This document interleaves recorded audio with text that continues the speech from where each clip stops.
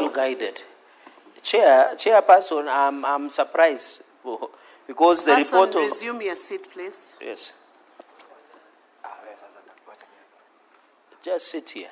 Don't go far. Chair, with all due respect, I have the committee report.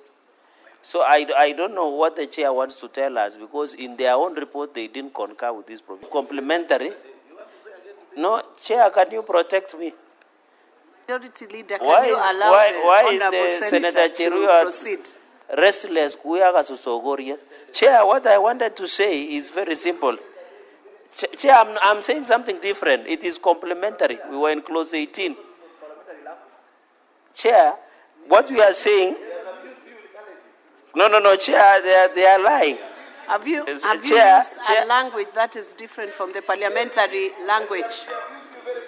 No, Chair, I didn't abuse you. You have to withdraw. Can you withdraw the use of Kalenjin language? Chair, I withdraw and apologize, but I did not abuse you. Okay, he is making it sensational. Chair, can you protect me? Clarification, you can can proceed. Protect me? But don't repeat yourself from what you said yesterday. Chair, I'm not repeating, Chair. The issue of clause number 18 on the issue of complementary is we agree that this was too vague and broad. Even if you look at the explanation, I had listened to the chair. Just take your seat. Is it point of order or point of clarification? It's a point of clarification, okay. So let him proceed. Chair, proceed. Madam Chair, just wanted to clarify to my colleague Senator Chirarge that clause 2, which we dealt with yesterday, made reference to this particular definition of what family or relative is, and we dealt with that issue to the extent that clause 18 makes reference to that. I did submit and directed that we go as per the report that has already been placed in the order paper. There is nothing outside this report that I've said. And that clause 2 was dealt with yesterday on the definition that the position that the committee took. Thank you. Can you... Senator Chalalige, please request the chair so that we don't need to seek further clarification. The committee's report so that there is that clarity. But the position of the committee, I agree. So let him be clear, say, as per the committee reports, or as chair, I'm speaking with a lot of experience in this committee. Thank you, Chair. Chair Jailak, I think you have been enriched on how to make your presentations. When you have the order paper and a report, can you distinguish each document you are referring to? We can then proceed on. I put the question that the President's recommendation on clause 18 be approved. Division at the end. Next. President's recommendation on clause 20. I propose the question that the President's recommendation on clause 20 be approved. Chairperson, Standing Committee on Justice, Legal Affairs and Human Rights Committee, Senator. Thank you, Madam Chair. The effect of clause number 20, Madam Chair, is that the recommendation seeks to prohibit members of the public officers from acquiring interest in partnership, private companies, or any other legal entity that is a party to a contract with the reporting entity. And the committee, in its observation, noted that this proposal widens the clause to prohibit public officers from acquiring interest in companies contracting with the reporting entity. And this will be because of ensuring that we support and enhance the fight against corruption. And the company that they are prohibited from acquiring interest is not only their own, other companies that in any way could be dealing with the entity that is relevant in the circumstances. And Madam Chair, I wish to ask that we go as per the report of the committee that was tabled on the 12th of June 2025. Thank you. I put the question that the President's recommendation on clause 20 be approved. Division at the end. Next. President's recommendation on clause 30. I propose the question that the President's recommendation on clause 30 be approved. Chairperson Jailak, please. Thank you, Madam Chair. The proposal under clause 30 is to require a public officer to recuse themselves from any discussion, decision, or debate or a vote on a subject matter in respect of which such public officer would be conflicted in the end. And the committee observed and concurred with the reservation, emphasizing the importance of aligning Clause 11 and Clause 30 to ensure consistency in the legislation, interpretation, and application, where a member is required to recuse themselves from being involved in such debate, discussion, or voting. Madam Chair, I propose that we go as per the report of the committee under Clause 30. Thank you. I put the question that the President's recommendation on Clause 30 be approved. Division at the end. Next. President's recommendation on Clause 31. I propose the question that President's recommendation on Clause 31 be approved. Chairperson Jaylak. Madam Chair, this was quite a straightforward reservation that required that under Clause 31(4), the definition of the term material change in the context of assets, property, or any other aspect that is being dealt with be disclosed in the event of such a material change. And the committee agreed with the reservation and approved, or rather concurred with the proposal in the President's memorandum. Thank you. I put the question that the President's recommendation on Clause 31 be approved. Division at the end. Next. President's recommendation on Clause 35. I propose the question that the President's recommendation on Clause 35 be approved. Chairperson Jaylak, proceed. Madam Chair, this is also a straightforward, clear reservation that required to embolden the Ethics and Anti-Corruption Commission to ensure that in their reporting there is ascertainment of completeness and correctness of declarations of assets by members of the by public officers, and this clause was to ensure the completeness of that particular record for purposes of reporting, and it proposed to ensure that the word completeness and correctness be included in the text of Clause 35. This, the committee, Madam Chair, concurred with the reservation and approved that inclusion. Thank you, Madam Chair. I put the question that the President's recommendation on Clause 35 be approved. Division at the end. That's the end of the considerations that were before the Committee of the Whole. And now we will proceed on to reporting the progress.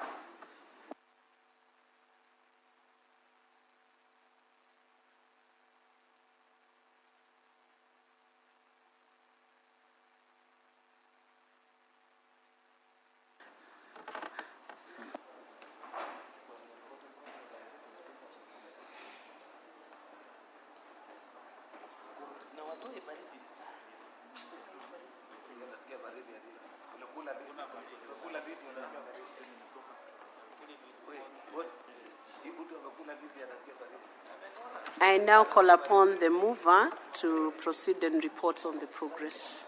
Thank you, Madam Chair. I beg to move that, pursuant to Standing Order 153, I beg to move that the Committee of the Whole do report to the Senate its consideration of the President's memoranda on the Conflict of Interest Bill, National Assembly Bills number 12 of 2023, and seek leave to sit again tomorrow. I put the question that the Committee of the Whole do report to the Senate the consideration of the President's memorandum on the Conflict of Interest Bill, National Assembly Bills number 12 of 2023, and seek leave to sit again tomorrow. Will as many as are of that opinion say aye? Aye. Will as many as are of contrary opinion say nay? The ayes have it. Honorable Senators, Mr. Speaker. Very good. Very good. The elder of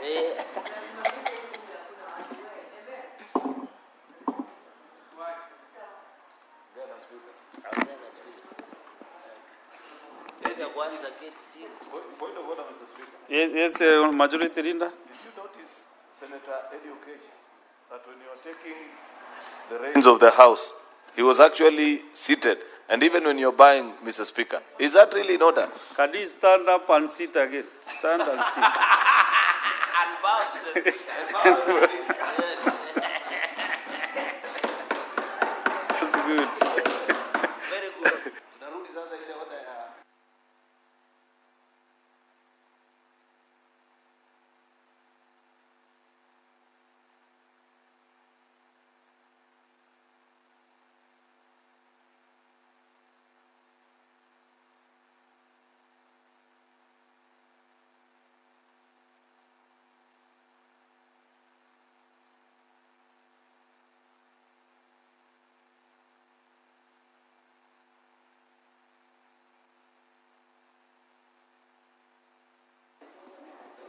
Honorable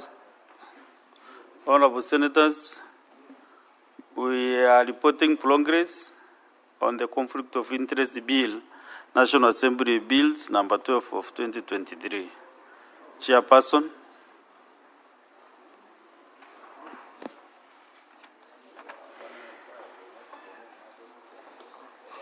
Honorable Speaker, I beg to report that the Committee of the Whole has considered the President's memoranda on the Conflict of Interest Bill, National Assembly Bills number 12 of 2023, and seeks leave to sit again tomorrow. Mover.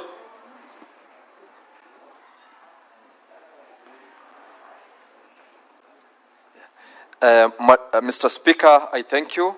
And Honorable Speaker, I beg to move that the House do agree with the committee in the said report, and I request the Honorable Senator Eddie Okech to second.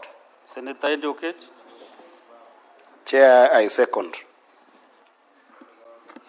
Okay. Honorable Senators, I propose the question that the House do agree with the committee in the same report. I put the question that the House do agree in the committee in the same report. As many as of the similar opinion say aye. Aye. As those of the contrary opinion say nay, the ayes have it.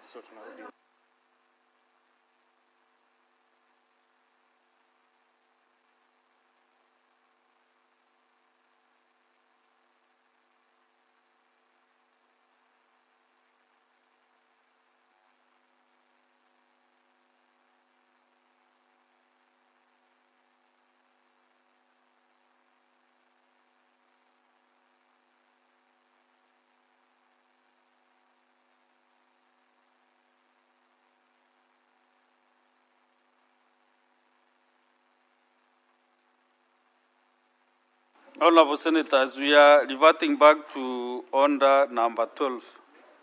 The motion was moved by Senator Baz and seconded by Senator Kisang. So now I want to propose the question. Just a minute, Senator Kavindu, have your seat.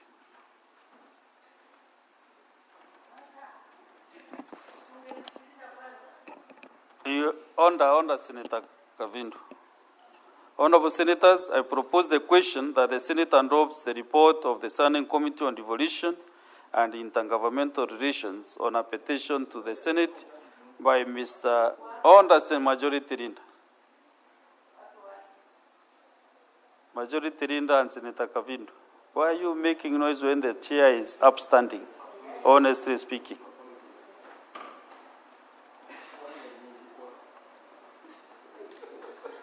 Honorable Senators, I propose the question. Anyone interrupting the chair? The Honorable Senators, I propose the question that the Senate adopts the report of the Standing Committee on Devolution and Intergovernmental Relations on a petition to the Senate by Mr. Rabban Omusudi concerning the branding of public projects with images of governors and members of the county assemblies, MCAs, and branding of county vehicles deemed on the table of the Senate on Tuesday, 3rd June 2025.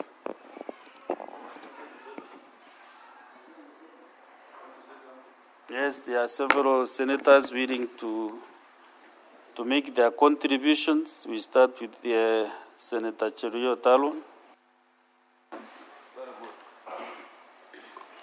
This is a very important petition, Mr. Speaker, which I want to commend the committee for at least taking time to listen and to engage this Mr. Laban.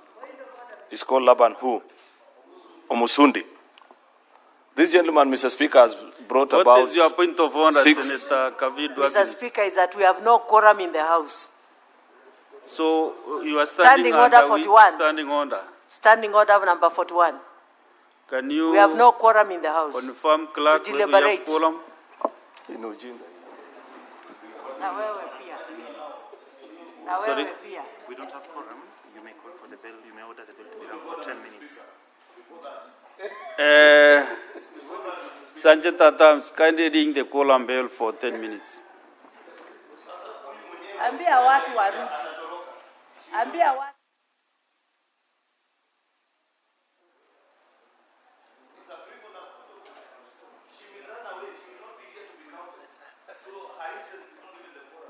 Nani ana run away? Niko hapa na wewe mpaka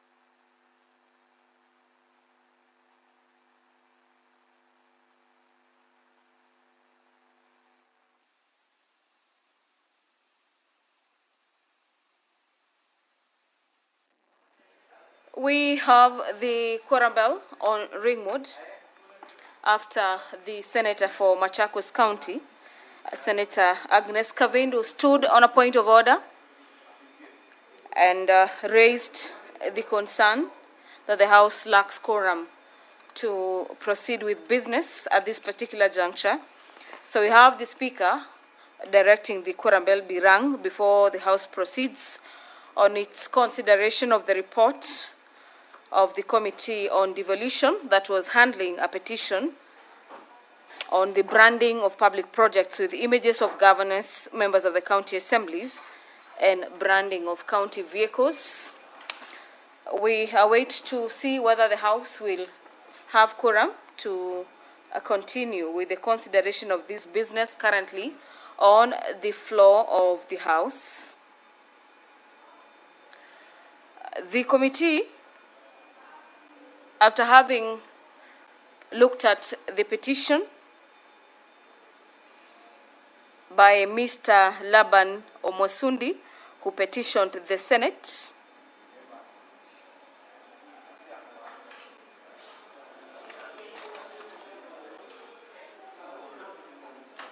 on this matter, actually, yes, it is Laban Omosundi who petitioned the House. The Senate Committee on Devolution and Intergovernmental Relations looked into that petition.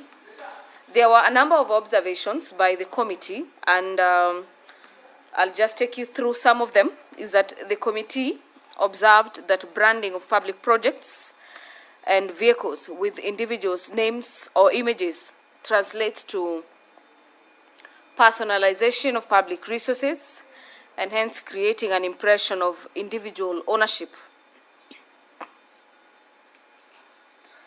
The committee notes in its report that such practices by governors, members of the county assemblies, as well as any other members holding public offices is unethical. Allow me to take you back to the chamber yet again. Mr. Speaker, I see there are students who are in the House. This is part of our work also. So I was saying, Mr. Speaker, that this Laban Omosundi reminds me of another gentleman. There was a gentleman, I don't seem to recall his name. I think he was called Major Rope, actually. Thank you, Innocent, for reminding me. In the first Senate, almost every week, he will petition this House on something of national importance and tell us that as per the dictates of the Constitution, members of the public are allowed to petition Parliament and be asked and reminded that as members of the public, you can request the House and say, please consider such and such a matter. So that, Mr. Speaker, you can guide the country. This is an issue that so many people have complained about. I have seen citizens take pictures of waivers by county governments, projects that have been done, and you find a huge imposing picture of either the local MCA or the governor, the member of parliament, Mr. Speaker. Mr. Speaker, I don't think there was any such consideration by citizens of this republic when they passed the new constitution that we as public servants will take over ownership of projects that we have done using taxpayers' money. If there is to be any picture that is imposed on a project, Mr. Speaker, then it is a picture of the citizens who are paid for that particular project. Mr. Speaker, I like the fact that this committee in recommendation 2 has actually asked the right body, the EACC, because this is an issue of ethics.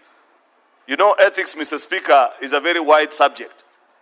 The EACC, in collaboration with the Office of the Auditor General and the Controller of Budget, Mr. Speaker, have been asked actually to enforce compliance with the constitutional and statutory provisions governing integrity and accountability and the proper use of public resources, Mr. Speaker. This is abuse of public resources, and I believe people like Senator Catherine Muma, who are normally very consistent on issues of abuse, either of human rights or public resources, will have something to say about this and what they think about it every other time.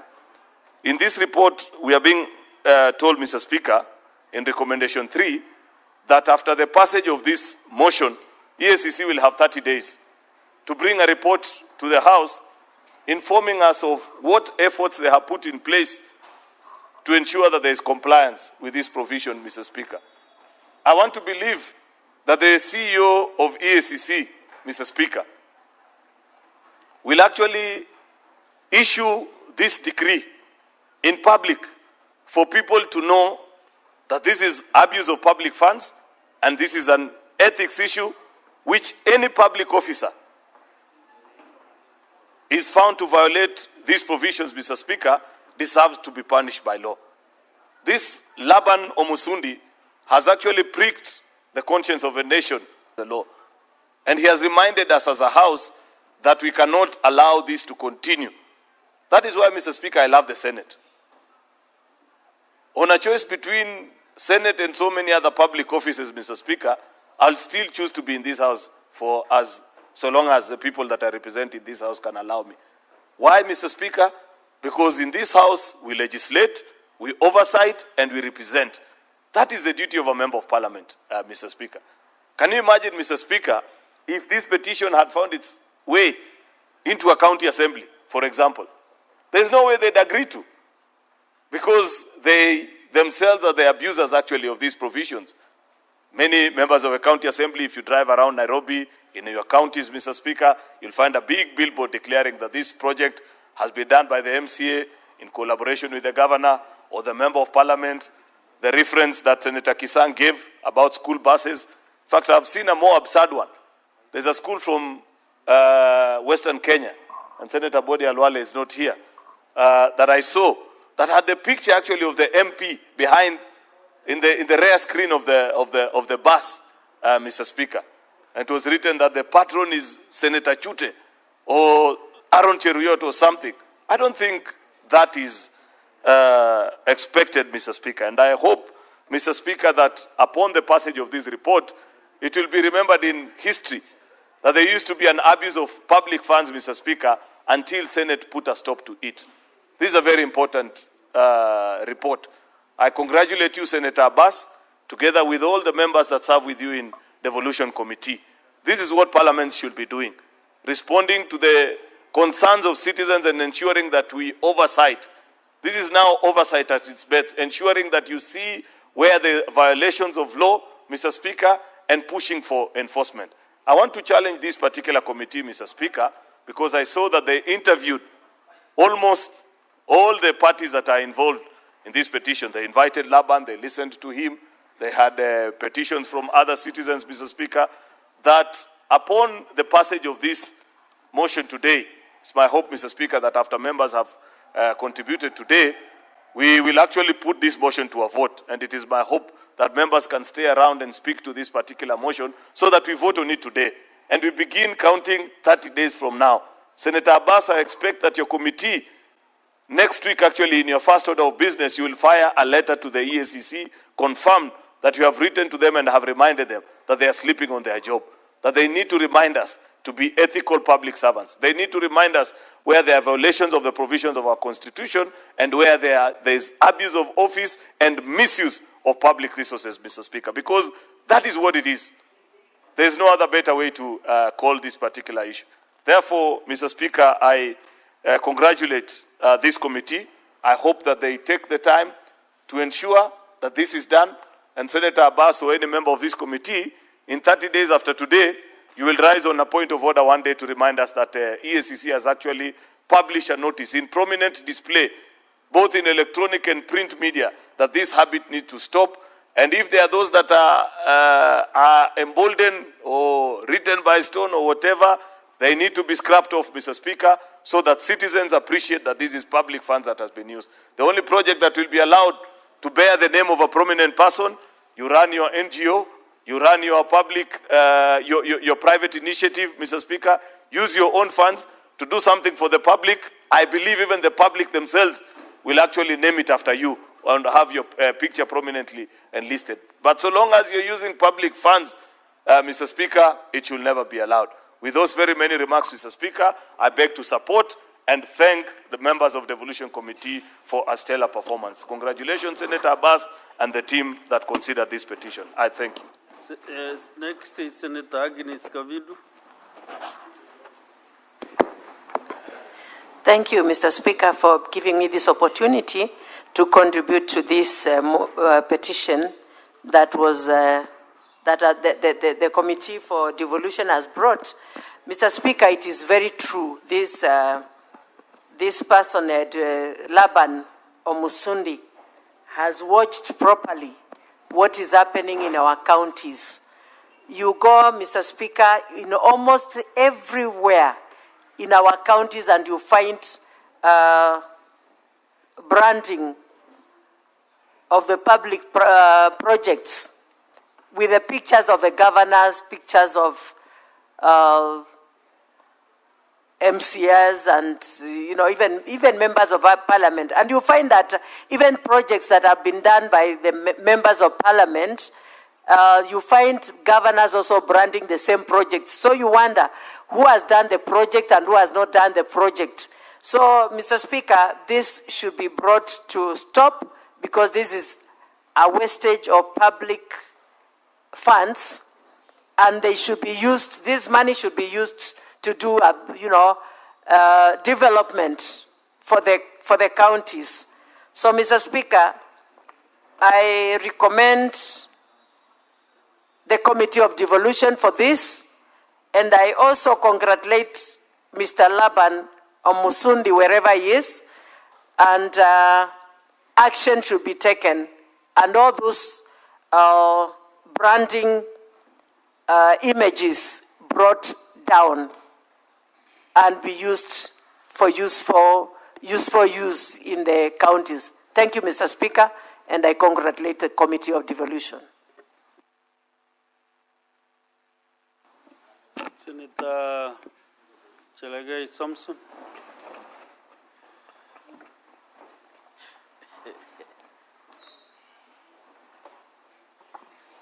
Thank you, Mr. Speaker. As I rise to support Mr. Speaker, I'm very happy today because as I report this motion, Mr. Speaker, because we are talking about devolution, I'm happy because Nanti today we have become 28 Catholic dioceses having been appointed.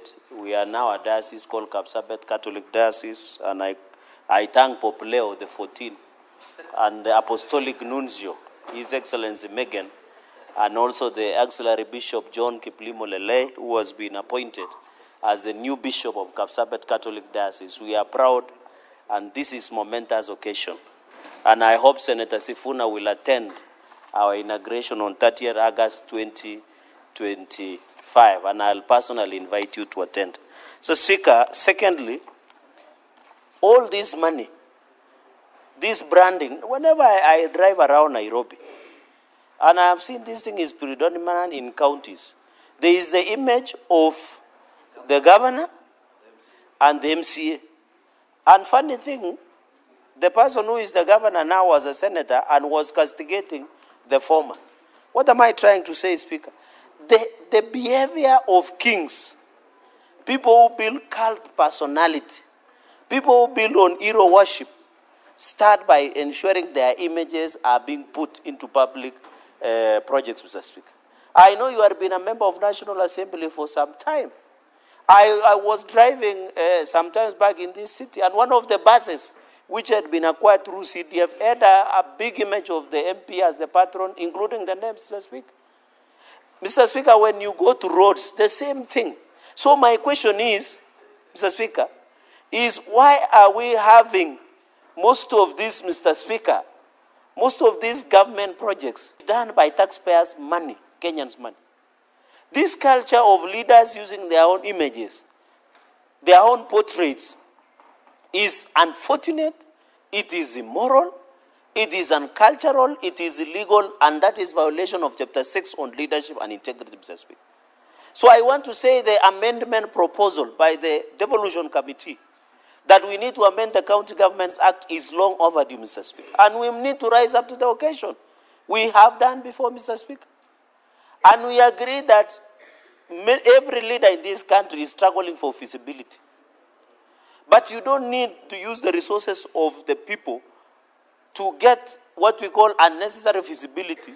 Yet the resources you are doing is the taxpayers' money, Mr. Speaker. And therefore, this aspect, we need to call upon that the MCAs, the governors, members of parliament, Mr. Speaker, let us, Mr. Speaker, the only time I have not seen some of these people putting their images is only on coffins. But they have put even the farewell homes, Mr. Speaker, which is very unfortunate. We must call out, and I agree that this issue of branding of images, in fact, you should have included members of parliament, Mr. Speaker. And when you look at Article 231(4) of the Constitution 2010 of the Republic of Kenya, one of the things that we said, including issues of money, that we don't want to bear any image of anybody in our currency, Mr. Speaker. And I know the youth leader, Senator Oburu Odinga, was among the people who sat during the constitutional review process in this country, Mr. Speaker. Therefore, Mr. Speaker, I agree largely with the recommendations of the committee. We need to ensure, Mr. Speaker, once and for all. Even another issue, Mr. Speaker, because I just wanted to be brief, Mr. Speaker, long enough to cover the essentials, Mr. Speaker. Mr. Speaker, what I'm just saying is, I have seen even government vehicles, GOK. Why is it that when somebody has a GOK vehicle, you change into civilian number plates, Mr. Speaker? How will you use for the signing out the issue of even traffic enforcement laws, Mr. Speaker? Even here in Parliament, we should also be disciplined as leaders, Mr. Speaker. If you are having a government property, including the house, don't convert a government house into your house. If you are driving a government vehicle, and I know a number of our colleagues are using government vehicles, that are, even then 029, Mr. Speaker. Not 029, but the county government vehicles. I'm happy the former CCM under my good friend Sibriya Mawiti was there. Let us use the numbers, if it is a county government vehicle, if it is a government of Kenya vehicle, Mr. Speaker, use the numbers that you have been assigned officially, Mr. Speaker. Unless there is something you are hiding. And we are aware there are people who are using government vehicles and property to misuse, including staplers in government offices, including government printers. The indiscipline in this country, Mr. Speaker, is so much that when, you know, Mr. Speaker, there is an attitude called utadu. I don't know where this attitude came. If it is a government property, you don't care. And that is why you saw people even banning a police station, banning law courts, Mr. Speaker, banning police vehicles, attacking police officers. It's because we have so much bad manners in this country, an attitude that utadu, because you don't feel responsible. If all of us were responsible for government property, we will not be doing what we are doing, Mr. Speaker. And therefore, it boils to the values of the nation. And we must go back to Article number 10 of the Constitution of the Republic of Kenya, on national governance and principles of good governance and national values, Mr. Speaker. If you see people, Mr. Speaker, rising up and destroying a government property and defacing a government property, then we no longer have that responsibility. Mr. Speaker, finally on the recommendations. And those people, including police station, including other, Mr. Speaker, I agree that those are what we call domestic terrorists, and they must be dealt with the law as terror, local terror, Mr. Speaker, and under anti-terrorism unit, Mr. Speaker. Mr. Speaker, on the recommendation, on the EACC Office of the Auditor General and Controller of Budget to report in 30 days, Mr. Speaker. Mr. Speaker, I'm a bit jittery about EACC. Because, for example, in Nandi County, Mr. Speaker, there was the scandal of employment scandal, where it was found that there were so many ghost workers. The EACC came with rats matters, Mr. Speaker, to the county government of Nandi offices. Up to today, they have not even arrested a rat. So I don't know, EACC. And the last time, Mr. Speaker, I remember, and I hope the JLAC is still there, that when we invited EACC in the last session, the only highest conviction they had achieved at that time was a bribe of 20,000 shillings. We need to call upon the EACC to put their act together. If they have a problem with the resources, they should approach Parliament for more appropriation of resources so that we can fight the corruption in this country, Mr. Speaker. And that is why when I see young people who are agitating for good governance, EACC must be held accountable, Mr. Speaker, even from the county level. Most of these, Mr. Speaker, governors are becoming billionaires overnight. They are becoming demigods, Mr. Speaker. They are acquiring property in a satanic version, Mr. Speaker. Yet I am told they are at, Mr. Speaker, they are converting and getting these allegations of corruption within that is being, Mr. Speaker. And therefore, the issue of EACC, we must agree. And I want to submit in a suamoto manner. Suamoto manner, Mr. Speaker. Suamoto manner to the chairperson of JLAC, Mr. Speaker. Mr. Speaker, I want to appeal to the Committee of Justice, Legal Affairs and Human Rights. In a suamoto manner, after this tabling, they should bring us the status of the fight against corruption in counties, Mr. Speaker. It is very unfortunate in this country, Mr. Speaker. For example, in Nandi, Mr. Speaker, as I conclude, in the financial statements of 2024-2025, the county government of Nandi hired car hire services for 42 million, Mr. Speaker. But is that the prudent use of the resources? Point of order from Senator Zena. What is your point of order? Mr. Speaker, on a statement of facts, is it in order for Senator Cherargei to allege that the only success the Ethics and Anti-Corruption Commission has ever achieved was following up on a bribe of 20 million Kenya shillings? 20,000 Kenya shillings. Mr. Speaker, we are well aware of the successes that the Commission has made, especially on arresting several governors charged with corruption. Can he withdraw and apologize? I will assume your seat as you listen to the point of order. Okay, proceed. Go ahead. You have heard what Senator Zen has requested you to do. Mr. Speaker, the answer can bear me witness. I said in the last session when I was the chair jailer, one of the success stories that was stable, and it is in this house, was a 20,000 bribe. Mr. Speaker, you know corruption is fighting hard, and if you want to be a gatekeeper of some of these institutions, you should know how to approach the game. We are experienced. Approach us so that we teach you. Mr. Speaker, in conclusion, as Speaker, in Nandi... Senator Zena, is that correct? How Senator Sigei has responded? It is not correct, Mr. Speaker, because he cannot allege that we are gatekeeping for these commissions. I have had the privilege to work with EACC, and we know very well that this is a country ruled by law. And we know I have the privilege of information that EACC has done so much to follow up on the cases of corruption in this country.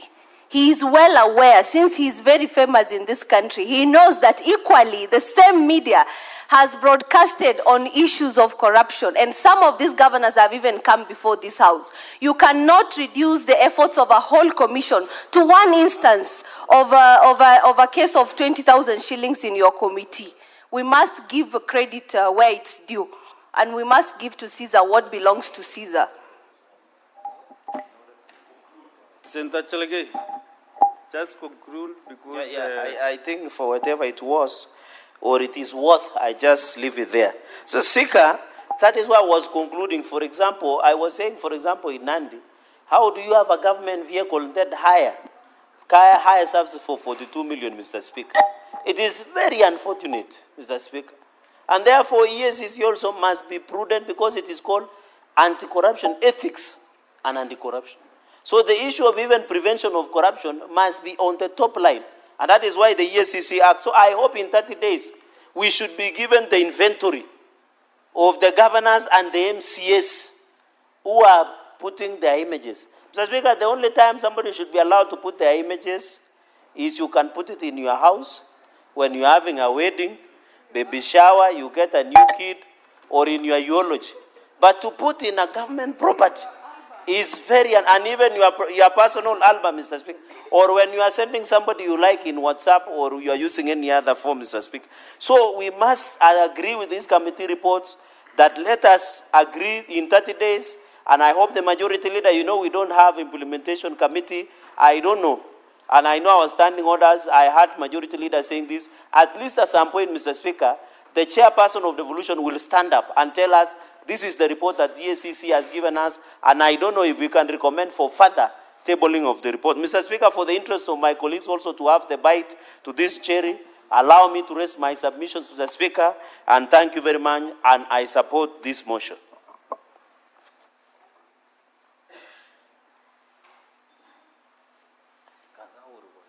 Senator Sifunaidu. You know, Honorable Speaker, I have heard the majority leader speak, and I've heard Senator Cherargei speak without any interruption. I want to call on your protection early on because of the things that I want to say. I would prefer that I be heard in silence, Honorable Speaker. Number one, I want to tell the Senator for Nandi that there is nothing like government property. Everything that the government owns is owned by the taxpayer. It's our money. It is ours to do with as we please. So nobody will lecture us about how to misuse our property. Secondly, Honorable Speaker, when we talk about taxpayer money, it is not just the money that goes to the county governments that is taxpayer money. Even the national government money is taxpayer money. It broke my heart, Honorable Speaker, just a few days to see a whole doctor posting on Twitter that after all the noise they made out here, Honorable Speaker, when they were coming here, when they were on strike saying the Senate should do something because health is devolved, after all the push we gave as a house to the medical doctors to push the National Assembly to allocate money to them in the current budget, a whole doctor goes on Twitter and says, "Thank you, President Ruto, for giving us money." That's not his money. That is public money. Honorable Speaker, that is public money. Number two, Honorable Speaker, as a taxpayer in this country, there are very few things that make me happy because we have serious problems with the way that this government utilizes our property. Honorable Speaker, the only time when you drive around this country and you see a road sign that says road maintenance levy, your taxes have been used to improve this road, that's the only time that I feel proud to be a taxpayer in this country. But all these other times, when you talk about people putting their photos everywhere, I have seen governors, whenever there is a tax waiver, his photo is bigger than the message that is in the newspaper.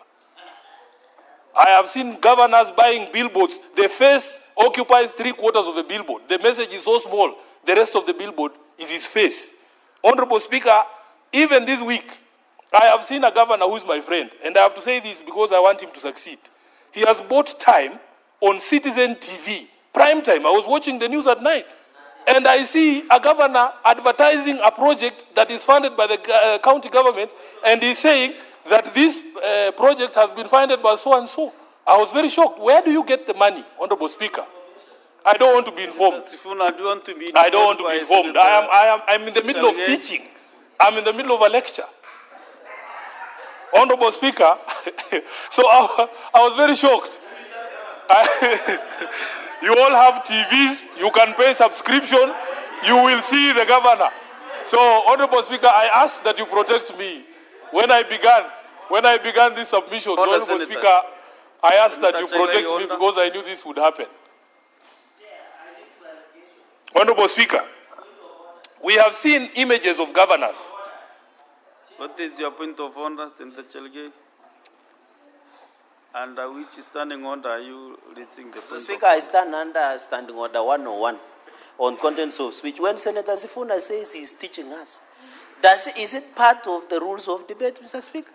Are there children that he's teaching here? All of us are distinguished senators, and that governor, by the way, Mr. Speaker, is Governor George Natembeya. That is why he's fearing to say. Maybe he's teaching citizens of Kenya. In fact, Honorable Speaker, if you look upstairs, you will see there are children there. Yeah, so allow me to teach. And when I'm standing here, I am not just speaking to this House, Honorable Speaker, I'm speaking to the country. So, Honorable Speaker, I have seen images of governors on something as mundane as milk packets for school milk, even on meals, Honorable Speaker. So that you want to tell us that this is Sifuna is doing. I have seen my colleagues in the National Assembly, Honorable Speaker, every single national government CDF-funded project, they have to find a way to put their names on it. Even after the courts ruled that this thing is unconstitutional, they changed now. They say, oh, this is financial year 2022-2023, patron. Then they write Edwin Sifuna, patron. Honorable Speaker, this Mr. Musundi has identified a proper problem in this country. And we want to be able to say that every single coin that is utilized by national and county governments is actually our money. That's our property. Honorable Speaker, I have seen these patrons disbursing bursary checks, and they want to greet the parent and look them in the eye and ask them, who is the person who gave you this check? Then they say it is Sifuna. Then they say, remember me in 2027. Mr. Speaker, you would think that that money is their money. And one of the things I don't understand, these members of the National Assembly make the dishing out of checks to appear like something that is so appointed. Like a clerical job, who cannot dish out, if your office wrote checks, how difficult is it to distribute checks? It's a physical transaction. So they come and make noise here and tell us all about how children will not go to school. Honorable Speaker, and that check has 2,500 shillings on it. There are people here who are educating children and they don't even announce it. Honorable Speaker, they should come to our offices so that we tell them all those children that I have paid school fees for. Even if you see a single one of them with a picture of Sifuna, you should ask me. They go there and they say, this is the so-and-so who did it for me. But you don't see me presenting checks here in Nairobi saying, oh, Sifuna is issuing bursaries today. That is not your money. Can you show us photos of you issuing your own money so that you leave this public money aside, Honorable Speaker? Then, Honorable Speaker, the majority leader even wanted us to extend this thing to Plex. There was a young man who was going around this country called Morara, auditing national projects.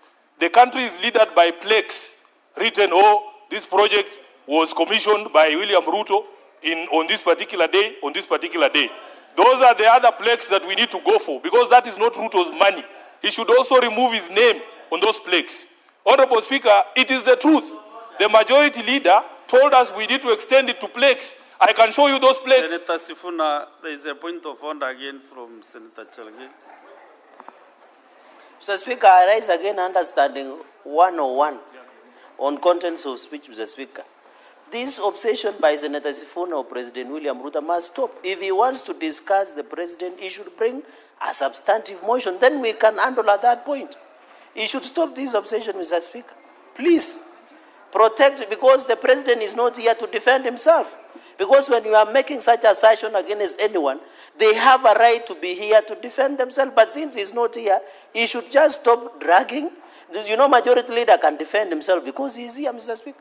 Can the Honorable Senator withdraw and apologize or substantiate, Mr. Speaker? Because when he says there are plaques that are littered with the name of President William Ruto in the country, that is not a statement of fact and standing order 105. Senator Chalage, just a minute ago, you are requesting to be given the names of the governors. You have the plaques.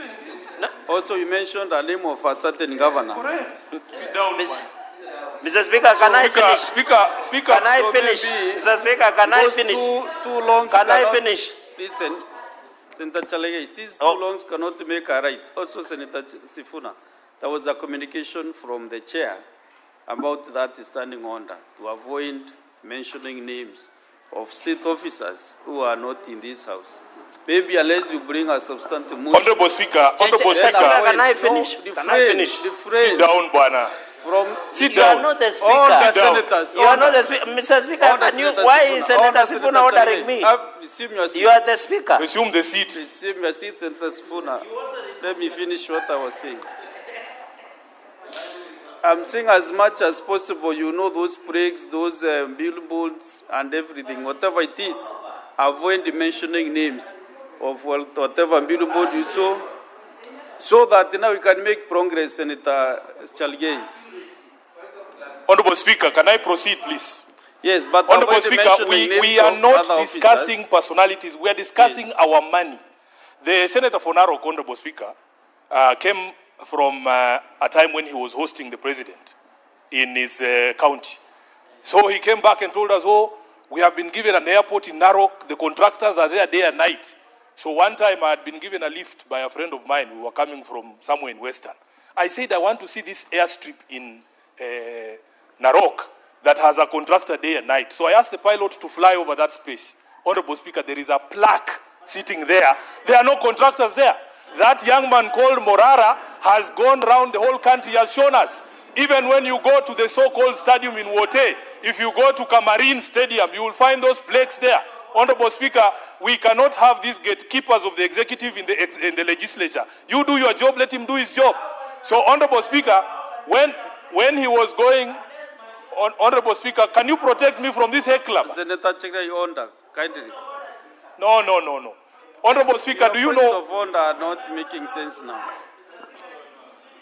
Honorable Speaker, there is... Senator Chalagay, can you allow... You know when you are used to using matatus, have you ever been in a chopper? You can see. No. Honorable Speaker, protect me from Senator this. Chalagay. Senator Chalagay, I'm giving you the first warning this afternoon. I'm giving you the first warning.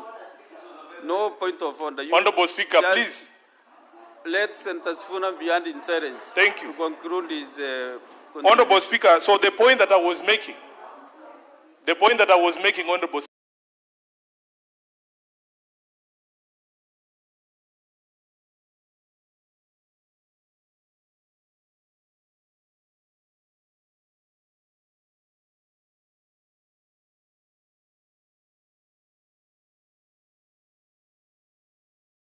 Speaker, is that those plaques with names of either projects that have been started or concluded should bear the same sign that I told you about, the road maintenance.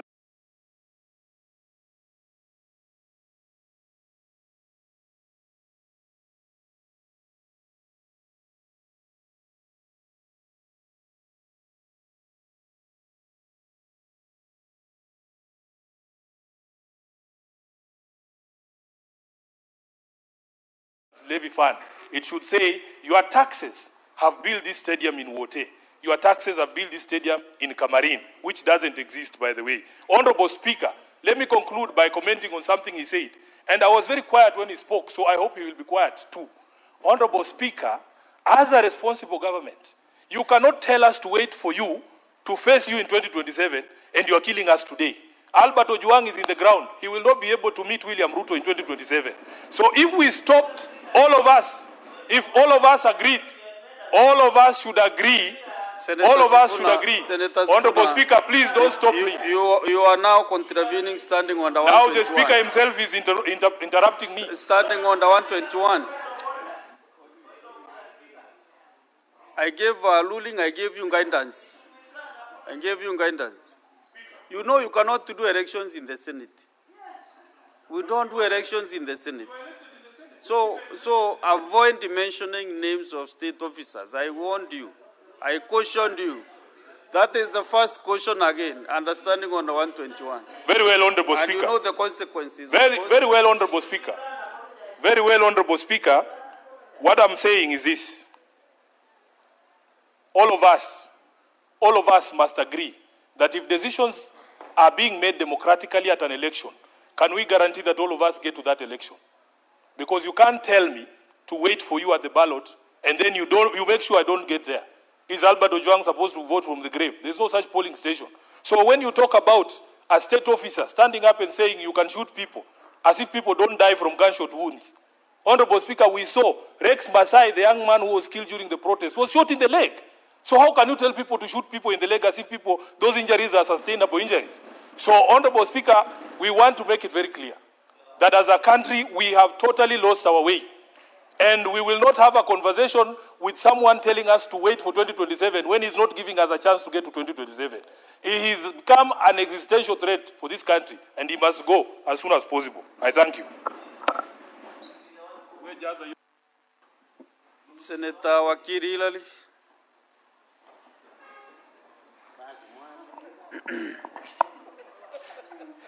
Thank you. Mr. Speaker, you will protect me from Senator Cherargei, particularly when he makes reference to the local dialect that he requests of me to speak to the House on. First, Mr. Speaker, I want to laud this gentleman called Laban Omusundi. He has not only been filing public interest petitions in this House on matters like what we are debating today, but also on matters that covers on the laws that we are legislating in this particular House.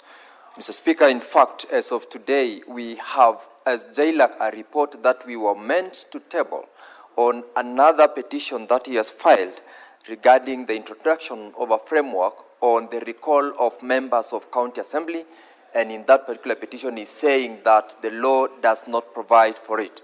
So as a Kenyan, a patriotic Kenyan for that matter, I want to appreciate him because we've dealt with not one, not two, but more than 3 petitions as JLAC by this same gentleman.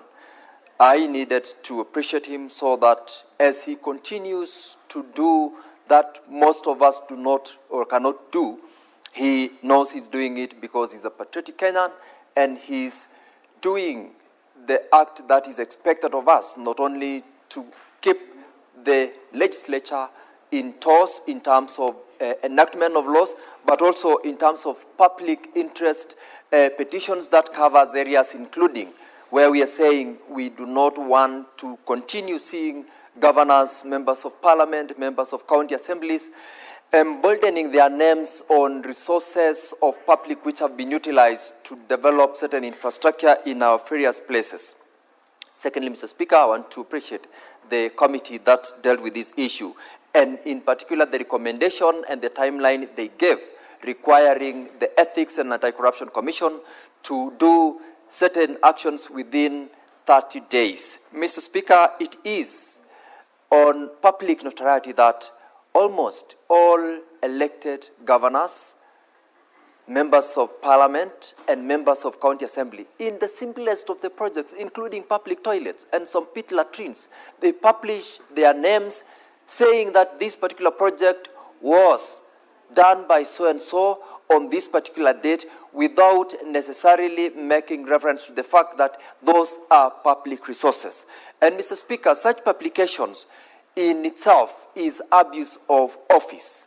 In fact, it goes beyond unethical conduct, but it borders on abuse of office and is sufficient ground for someone to be brought to book and also be charged for abuse of office. And so to have a Kenyan like Laban Musundi to prick our conscience and ask of us to make certain recommendations and also to think through the actions that we do is something that not most of us would do.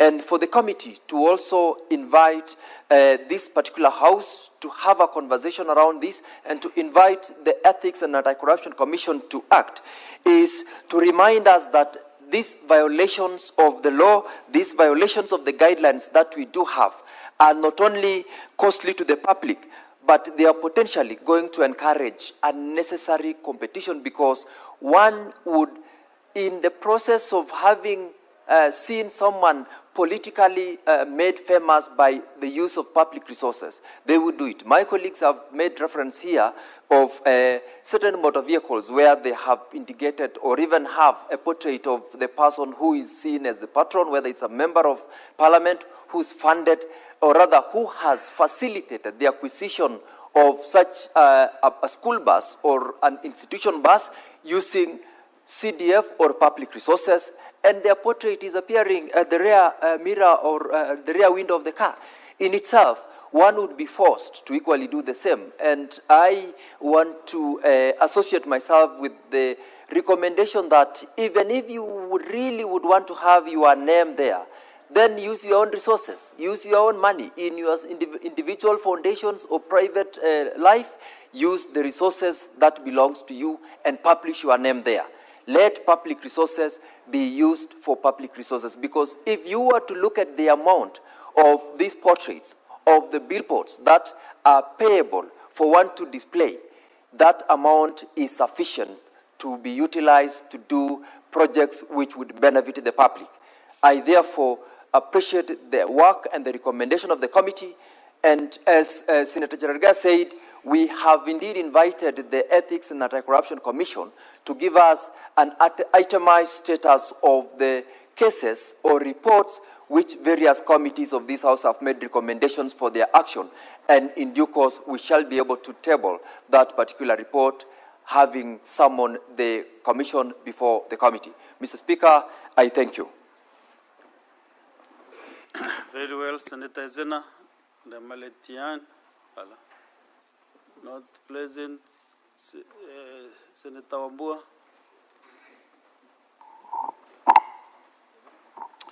Thank you, Mr. Speaker. Mr. Speaker, I also stand in support of the report by the Standing Committee on Devolution on this petition on by Laban. Mr. Speaker, the issues that we as a Senate are called upon to deal with in the counties are major issues, and this is one of those issues. Mr. Speaker, all of us are born witness to situations where governors in particular counties want to behave as though their names are synonymous with their counties. That every little thing that they do, they want to do billboards with their names and their photos, indicating that they are the people and the leaders that are responsible for the projects that they are talking about. The Speaker, the thing that these people don't understand is that they are in office for, if they are lucky, 5 years. And if they get luckier, they may be 10 years, and that's it. They can never be in office for more than 10 years. As Speaker, some of us are insulted by images of leaders, governors, that the voters kicked out of office, but their images are still staring at us, the Speaker, and proclaiming ownership of projects in counties. Mr. Speaker, this petition by Laban and the recommendations by the Committee on Devolution is one instance where, as a Senate, we should actually move with speed, Mr. Speaker, and ensure that those billboards and those signages whatever they are brought down, Mr. Speaker. Because there is one thing, Mr. Speaker, to say that they should not be erected going forward. It's a different story, Mr. Speaker, to have to endure the images of those governors and their names on those billboards, looking down on us every time we use it, whether it's a road or a project that was initiated and completed during their time. So, Mr. Speaker, I fully support the recommendations of the committee and thank Laban for bringing that petition to the Senate. Secondly, Mr. Speaker, when I came in, I found my colleagues in serious conflict and a war of words over remarks that were being made by the senator for Nairobi. Mr. Speaker, the one thing that we must agree, all of us, is that this country belongs to all of us. Every one of us. Those in authority and those under authority, Mr. Speaker, this country belongs to all of us.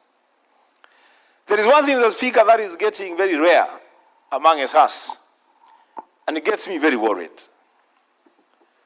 Mr. Speaker, the tolerance levels in this country are really going very low. And it's a matter of concern for me as a leader, as a citizen of this country. Mr. Speaker, people will hold different views on the same matter. It doesn't mean that those people must be enemies just on account of different views that they hold. Mr. Speaker, authority is given to some offices, including our own office, Mr. Speaker, as senators. We have the power to summon governors and state officers and grill them on issues of public concern. Mr. Speaker, the executive has been given powers by the Constitution to ensure the safety of our property and the safety of our lives, to make sure that this country runs in a good way, Mr. Speaker. Mr. Speaker, I keep saying that I am probably the least qualified to offer any advice to the executive, the national executive, or even the county executives. But Mr. Speaker, I want to plead with the national executive, led by His Excellency the President. I really want to plead. Mr. Speaker, we tone down rhetoric. We tone down our speeches. We be careful the things that we say in public. For a good reason, Mr. Speaker. Because if our president then says certain things in public, chances are that some people will react to those things. They will answer him. That exchange, Mr. Speaker, is not good for us. This country needs serious healing and tolerance. Mr. Speaker, I know it is a very difficult thing to ask for, but I'll ask for anyway. I wish the president could find it in his heart to just even withdraw the orders that he gave yesterday about police shooting people in the leg. I just wish he could. Maybe he can't, but I wish he could. Because, Mr. Speaker, that's an avenue for serious bloodshed in this country. We don't want to go that route, Mr. Speaker. We want to differ politically, and we have said it openly and honestly, Mr. Speaker, and candidly, that for us in the opposition, we are going to be willing and persevere until 2027. We meet the president and his party at the ballot, and the Kenyan people will decide which team to elect into office. Mr. Speaker, that can only happen if we have a country by 2027. If we don't have a country in 2027, then even the conversation about the elections in 2027 will be moot conversations, Mr. Speaker. Mr. Speaker, I want to appeal for tolerance. I want to appeal to the Speaker that to whom much is given, more is required. A lot more is given to the office of the President. Much more is required from that office. I don't want to cut you short, but be relevant to the motion. Understanding under 120.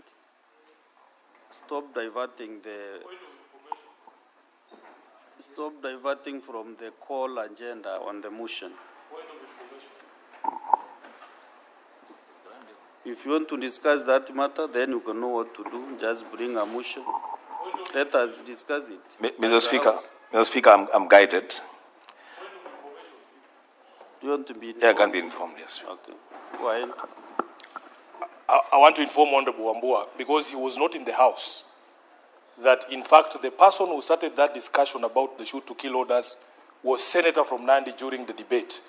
And in the rules of fairness, we also have to comment. And I have to point out that no point did I hear the Speaker interject and say that that is not relevant. So what's good for the gander must be good for the goose. Allow us to speak on matters of national interest, Honorable Speaker. While on the floor, I gave guidance. No, you never interjected to stop him. You cannot. He's the one who brought that matters there. Honorable Speaker, you must be fair to both sides of the House. But you have to be fair to both sides of the House. No. Yeah, that matter, Senator Wambua, was begun by the Senator for Nandi. He spoke extensively, and we must respond to the things that he said. Him. That's fair enough. Yeah, he will tell me when the information is enough, Honorable Speaker. You should allow him to say whether it is enough. I have more. Senator Sifuna. That's okay. That's okay. Thank you for the information, Mr. Speaker. Mr. Speaker, I am guided by your direction. And Mr. Speaker, allow me to remind this House that on the June 25th of 2024, when this House was invaded by young people, Mr. Speaker, everybody else took off. The National Assembly took off. And I remember I even reminded the Majority Leader yesterday in my conversation with him that the decision that the Senate took to stay the course and confront the issues as they were, to a very great extent, Mr. Speaker, that decision by the Senate saved this country.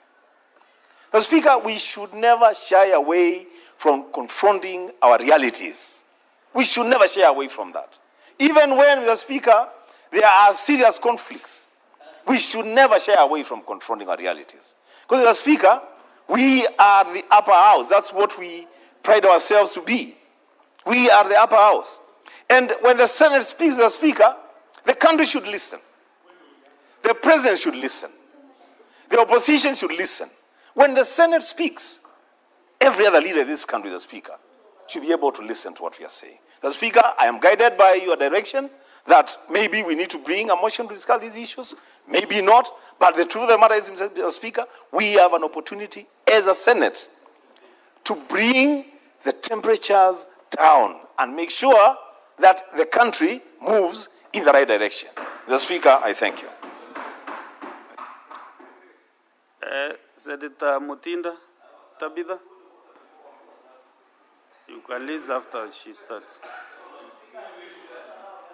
No, he had just concluded.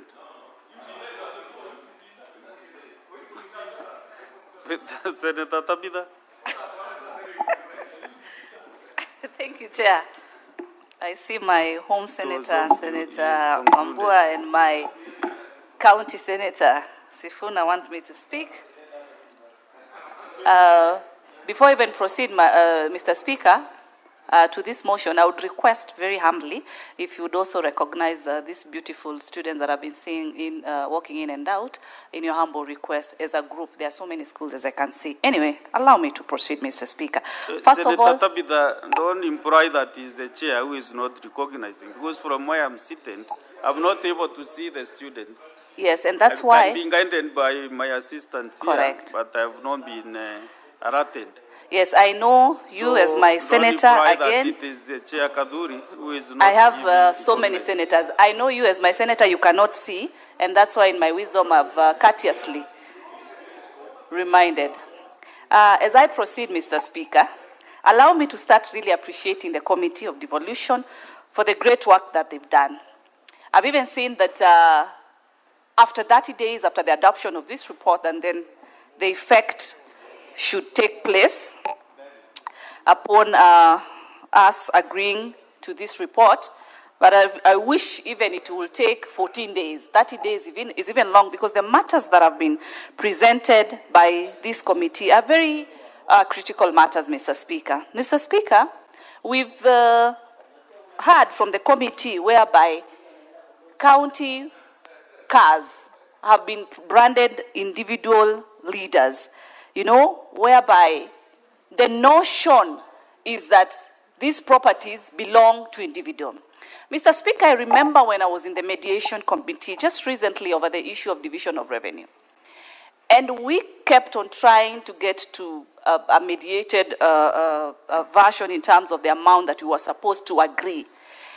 And from where I sat, I could notice that members of the National Assembly would argue like this and say, this money being given to the governors, Mr. Speaker.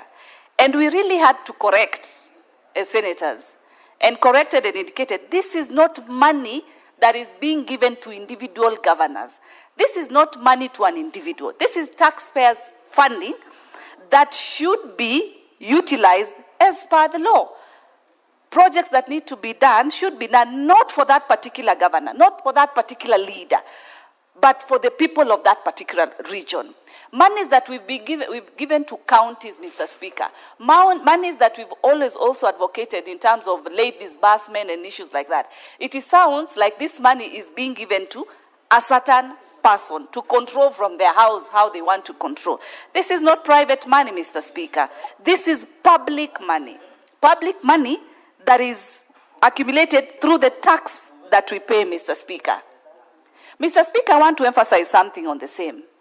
When we talk about these cars, when we talk about these buildings, Mr. Speaker, Senator Cherelgai, I would beg, give me silence. Mr. Speaker, public resources, Mr. Speaker, should be well utilized. Public resources are not just for that particular leader, for that particular financial year. They are for the generations and generations to come. We cannot be having budgets whereby one particular project is the same one that is being funded year in, year out. Why? Because we've allowed that public resources cannot be well utilized. It is wrong. Even if that public resource has been funded by the taxpayers' money, it is the responsibility of the leadership at that particular time to ensure that the standard of that particular asset is within the required standard, Mr. Speaker. Resources should not be misused simply because they are government resources. It is wrong, Mr. Speaker. We've seen also, Mr. Speaker, whereby at times public cars or government cars, Mr. Speaker, whereby number plates are removed and private number plates installed so that people can be able to use these government resources as if they are their own toys, Mr. Speaker. It is a high time, Mr. Speaker, that EACC cracks the whip heavily on this. If it is a government vehicle, let it be a government vehicle. Let inspection be done. Let the institutions, NTSA, traffic police, let them ensure that those government vehicles are also up to standard. Because we've seen whereby people want to misuse, they don't care. Because nobody has gone through the pain of investing and talking about, near serikali. It is wrong, Mr. Speaker.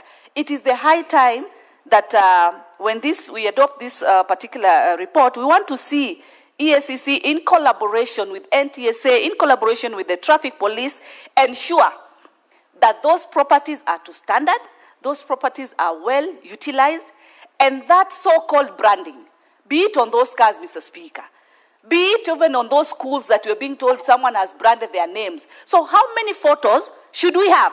Now, let me ask this question, Mr. Speaker. In the event, for example, the ministers, today we call them cabinet ministers. We used to call them what?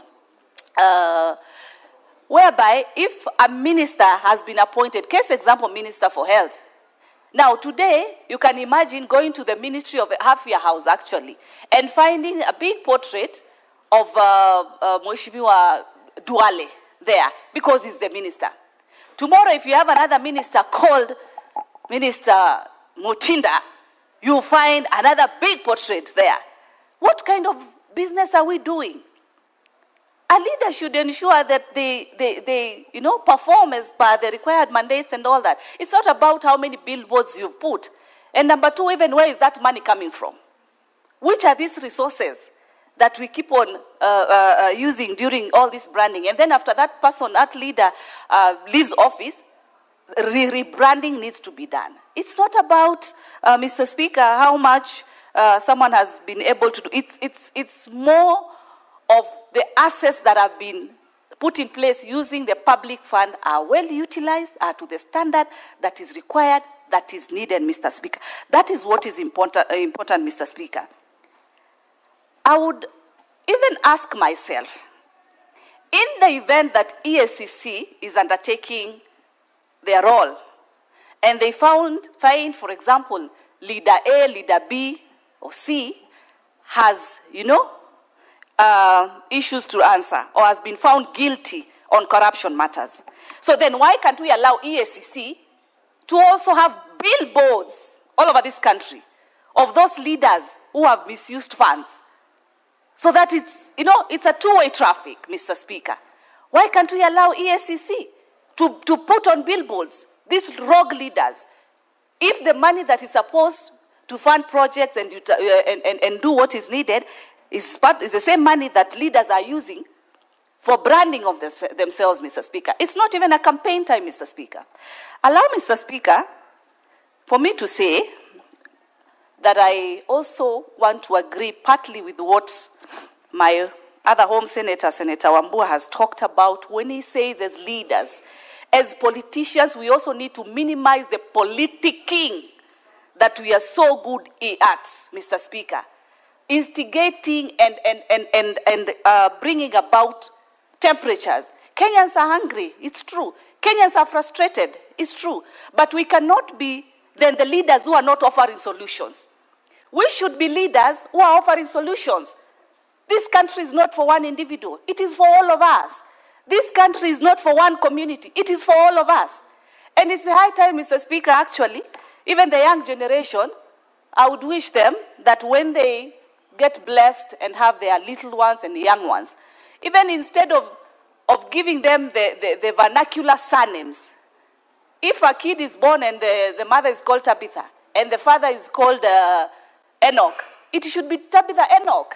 This thing of this tribal is what we are still instigating up to date. The conversation that is there, Mr. Speaker, today is a community conversation, which is still bringing more issues and more anger to our people. Our young people need jobs.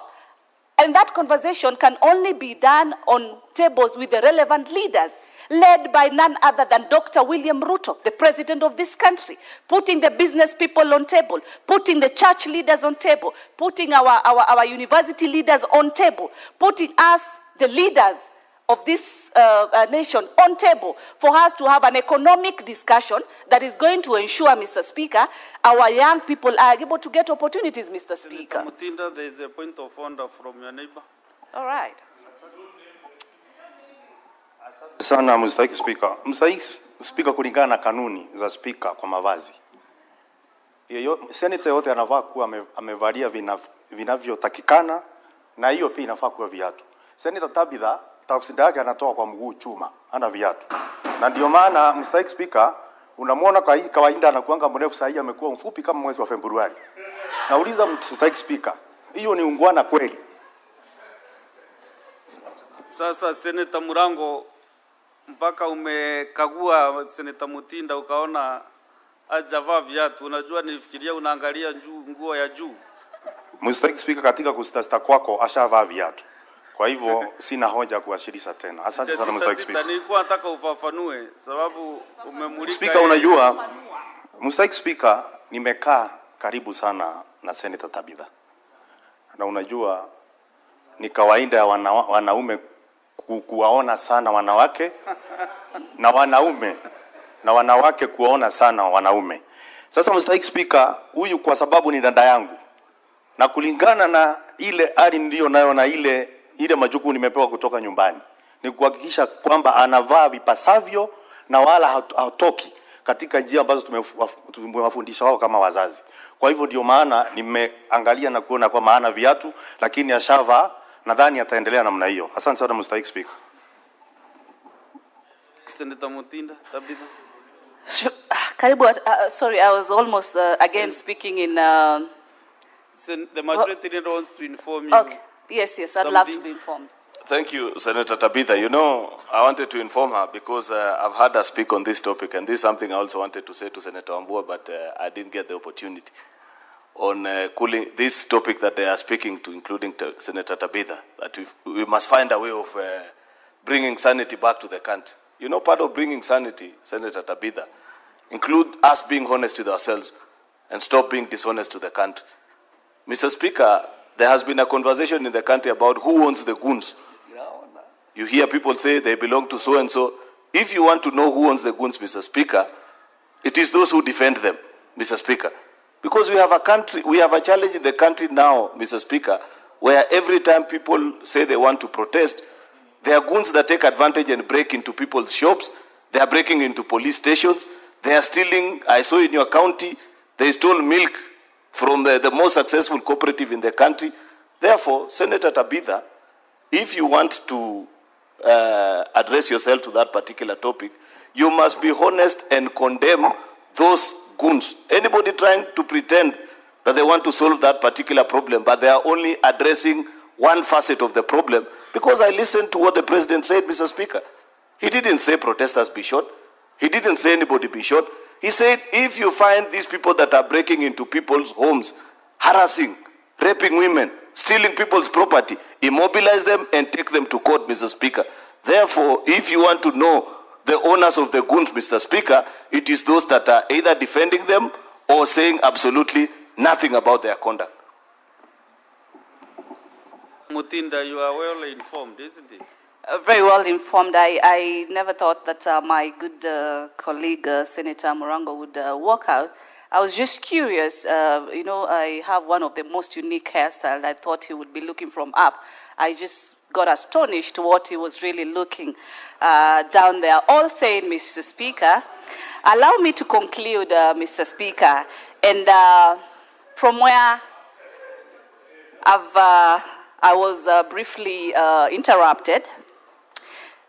Mr. Speaker, the conversation that I'm talking about is a conversation as leaders that we need to welcome discussions and conversations.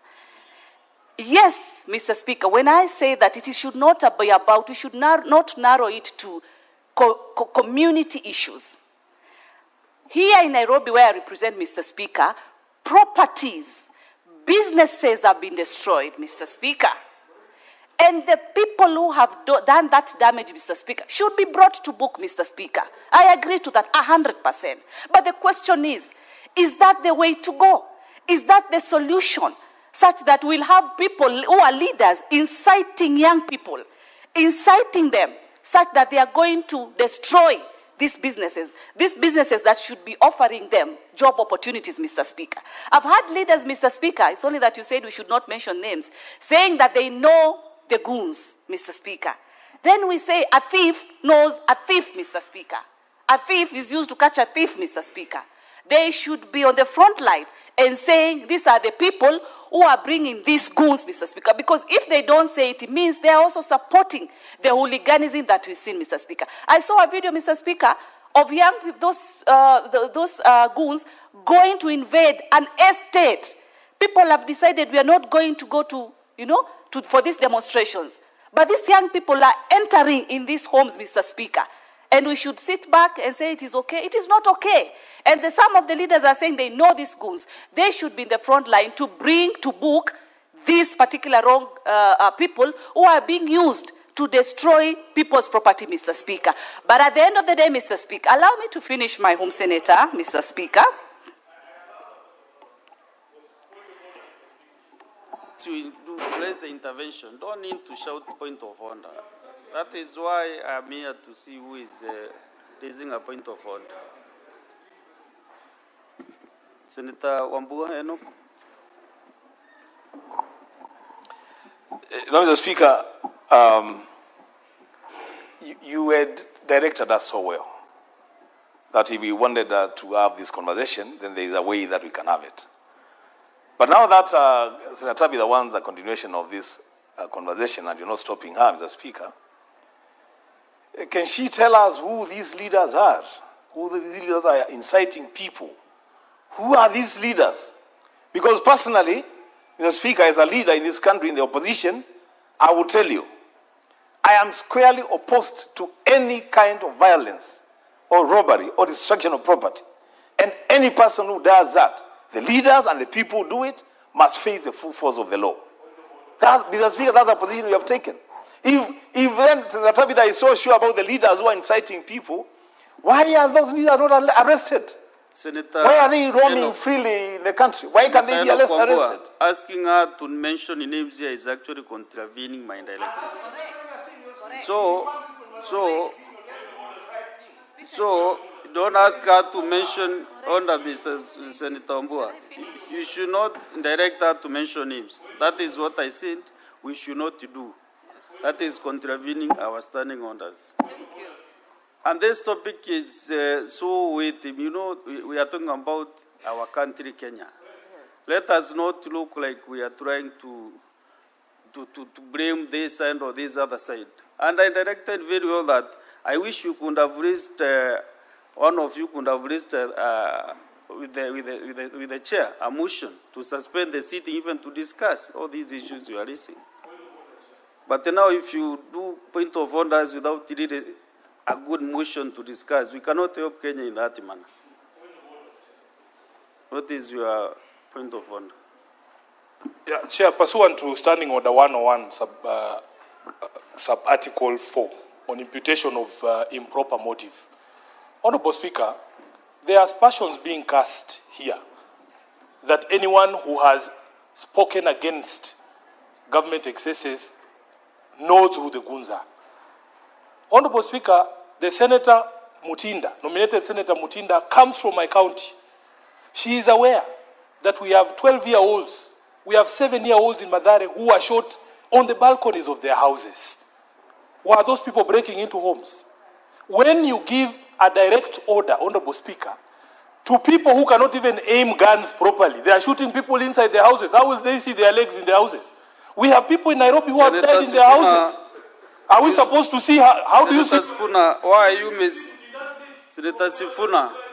Senator Sifuna, you are misguiding yourself on Standing on 114. Can you read it around? Yes. Improper motive, Honorable Speaker. To who? To leaders in this house. To senators in this house. You have had it. Senator Mutinda, what did so, you say? This is what we want to say. Not here use. Say that. Sifuna is talking about. Which improper motive? Allow me to complete. I want her to repeat what she said so that I can capture. But then I can, as you execute your point of order. Chair, can I complete my point of order? But you're completing on what ground?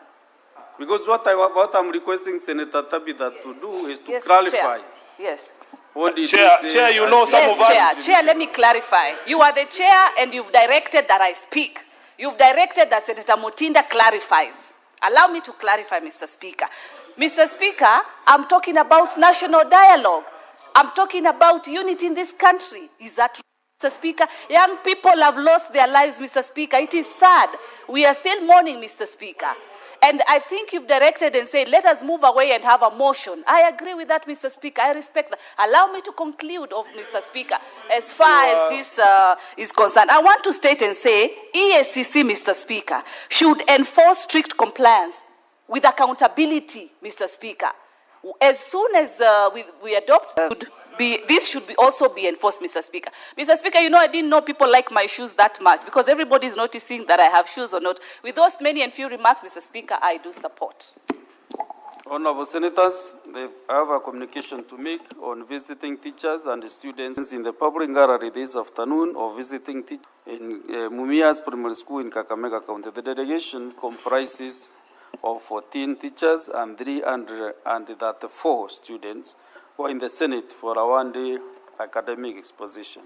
Honorable Senators, in our issue tradition of receiving and welcoming visitors to Parliament, I extend a warm welcome to them, and on behalf of the Senate and on my own behalf, wish them a fruitful visit. Thank you. Senator Sifuna, can you welcome the visitors from Mumias Primary School, St. Peter's Boys Mumias? Honorable Speaker, thank you. I want the students to understand that I was born at St. Mary's Hospital, which is next door to St. Peter's Primary School. So I feel some affinity that somehow the Speaker also noticed. So thank you for giving me the opportunity to welcome the students. As they say, huwa kuna chemuka saa ingine, but you are welcome to the Senate to be able to follow debate on important national matters. We are hoping that when you grow up, some of us started from there in Mumias, and now we are here. So you will also be here. And let nobody tell you that you cannot be here or you cannot be what you want to be. Thank you so much. Next is Senator Catherine Muma. And after you finish your contribution, you approach the chair for another direction. Thank you, Honorable Speaker.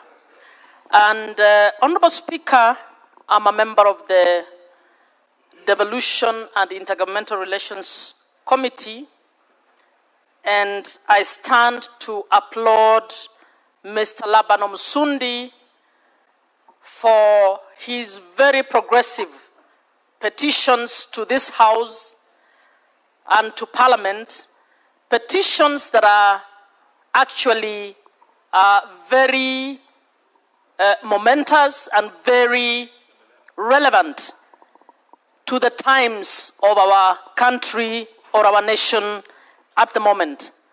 Mr. Speaker, the issues raised by Mr. Laban Omusundi in terms of barring the use or the appending of personal images and names on public projects is an important issue that is at the core of the values and principles of the Constitution.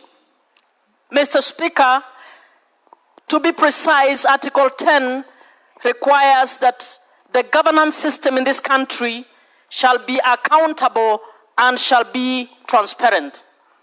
Mr. Speaker, Chapter 6 has very key provisions that on leadership and integrity, and Article 73(1) requires that leaders shall be honest in the execution of public duties. That is 73, subclause 2C1, that leaders shall be honest in the execution of public duties. Mr. Speaker, when I am advanced or I use public resources to develop a project and then I call it a Catherine Muma project, that is clear evidence of dishonesty. Mr. Speaker, so those who are currently appending their names on public projects are in violation of Chapter 6 of our Constitution. Mr. Speaker, Article 75, 1B is also relevant on this matter. It talks about the conduct of state officers and requires that state officers shall not compromise any public or official interest in favor of personal interest. Mr. Speaker, when I take my picture and take my name and append it on a classroom built by public resources that I have some for personal gain. And how do I do so? I want those in the public to believe that I am the one who has in clear terms. Mr. Speaker, what Mr. Omsundi raises, and I told him when we were doing public participation, that the only thing I regretted about his petition was the fact that he was restricting it to governors and MCAs.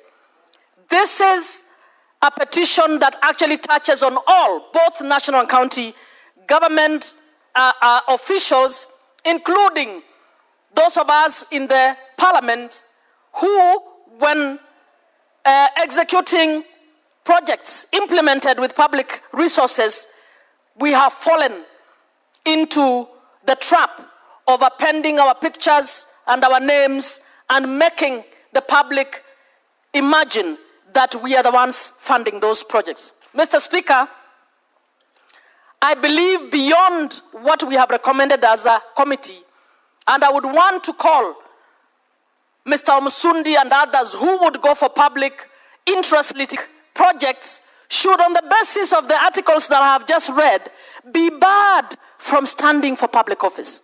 In fact, they need to be barred from holding any public office. Mr. Speaker, you might be aware that in every law that we have implemented, and I was a member of the Commission for the Implementation of the Constitution, we actually made it a requirement that before anybody is appointed or elected into public office, they should be compliant with Chapter 6 of the Constitution. And I've just demonstrated how what Mr. Laban Musundi is actually talking about is a violation of Chapter 6 of our Constitution. So, Mr. Speaker, even as we ask EACC to name and shame, my view is that these should not be enough. These should be one ground against which the IEBC should bar all those officers who are seeking election from seeking election after pretending or dishonestly presenting public projects as though they are their personal projects. Mr. Speaker, this habit or this conduct is flourishing in our country because we have not, 13 years later, 15 years after the promulgation of the Constitution, Mr. Speaker, we have not legislated on civic education. We are supposed to invest as a country in civic education to be able to educate the public, the citizens, particularly the vulnerable, to understand that when public officers abuse office, misappropriate, and I'm using this word misappropriate very carefully, by suggesting that I am the one who has delivered this project when I am not the one who delivered it, Mr. Speaker, in my view, that is misappropriation. I am actually pretending, lying to the public, that by my power and by my finances, I have delivered a project. Of these lies, having a proper choice when it comes to elections, because they are misled by the fact that I owe it to them to vote for them because they gave it to me. There are many people from poor families who believe the bursaries they receive of public funds are funds by the individuals who actually dish out those checks. And that's why when Senator Karungo raised or tabled the bill to try and amalgamate all bursaries into funds that can go directly to the schools, I was supportive of that bill. Mr. Speaker, we've reached that place in our society, in my view, when we have to recollect, when we have to introspect as a country, when we have to correct where we have gone wrong. And one of the ways in which we have gone wrong is to misappropriate our offices, particularly as elected leaders, to actually mislead society that the resources of this nation are our resources and we can dish them out in our name. We can dish them out as we wish. Mr. Speaker, because of that, corruption has gone to high heavens in terms of the instances. So, Mr. Msundi, you have actually brought a very good petition, a petition that is actually should be taken seriously, a petition that should be listened to, and in my view, a petition that all Kenyans of goodwill, those in civil society, those listening, the citizens who care to understand what the Constitution is saying, those of us in elective offices, those in appointive offices, should understand the need to separate public interest from personal interest. Mr. Speaker, as we move forward, I'm wondering whether it is more legislation that we need. We need our institutions, and Mr. Speaker, we have so many Chapter 15 commissions in this country that can actually assist us to implement some of these issues. We are asking that we have enough people willing to move petitions, like Mr. Msundi has done, willing to go to court, willing to move to the Commission on the Kenya National Commission on Human Rights, but Kenya National Commission on Human Rights, the National Gender Equality Commission, the CAJ can, on their own motion, be able to actually take on some of these issues and move them to their logical conclusion. So even as I sit, Mr. Speaker, I am glad that members of this Senate have taken this report seriously. I am glad that they have taken Mr. Msundi's petition seriously and debated it at length during this time when, in my view, the country needs to redirect itself in order to get back on track from tens of years of nurturing a bad habit that may very well throw us off the cliff. Mr. Speaker, I hope our students who are learning will also understand that this is important. As you grow up, you need to know that the fact that an MP has given you a bursary does not mean it is their personal money. It is money that has been appropriated by Parliament for purposes of education, and they need to be doing so humbly, indicating that we received so much in terms of the kitty of bursary, and this is how we have deployed it. Those who have done it well, Mr. Speaker, have usually allowed the public to determine for themselves who is the most needy, and they have openly shared. So what Mr. Msundi has raised is, as I began by saying, is a matter of accountability. We can't account if we say public money is our money. We can't account if we even have the arbitrary decision to be able to say, because this village largely voted against me or for my opponent, this village will not get this particular service. The day we get to that level where nobody will know, the public or the villagers will just know that we have so many millions for a road, and we want to know whether that road is worth the millions that were allocated for it. When we move to that level and start understanding what costs what, we will have less misappropriation both of our offices and of the public funds that are assigned to our offices or that are related to our offices.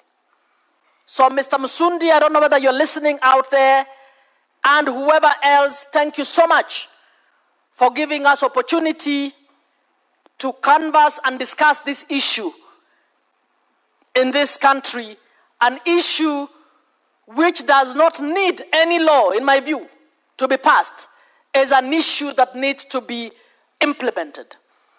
And it's an issue that is important for policy for this reason. When I become governor and then we have Muma Care, Tangwa takes over, and because Tangwa heads Catherine, Tangwa decides, no, I'm moving away Muma Care, now it is Tangwa Care. When Asige takes over, Asige says it is now Asige Care. We don't even know what we are communicating. And when Beatrice takes over, she wants it to be called Abito Care. Why are we personalizing public service? If we think this program is good for maternal health, let it just be a good program for maternal health that must be retained by every next government. We must not play around with services to our people where we decide this is about a mix for Catherine Muma, the next mix is for so, and that's what we have done with our education system. Every president who comes wants their variation of an education system. Meantime, their own children are not going to those education systems. They've taken them to international schools and they're experimenting with others. We must decide this program is good for our nation and we are going to continue. Regardless of whether the previous president was a good president in my view or not. We must learn to get to the place where we praise a good program for what it is, regardless of what we think of whoever is doing it. And the best way to do it is to stop naming programs after ourselves, is to stop calling ourselves the patrons and the matrons of all these public programs. Mr. Speaker, we have a program in Nyakach, which was built by one member of parliament, and 10 years later has never been used because another member of parliament has never seen the need to use that facility. People of that village are now requesting, why don't we use this building, give it to the county government so that it can make a hospital out of it, because we have issues with women delivering. But because Catherine did not like what Asige did, Catherine decides she will not continue with the good project that Asige did. So we must remove our names from projects. And we must remove our pictures from projects. We must allow public projects to remain public projects. And if we do so, the personal benefit will move away, and even in elections now become leveled in terms of the playing field. I thank you, Mr. Speaker. Very well.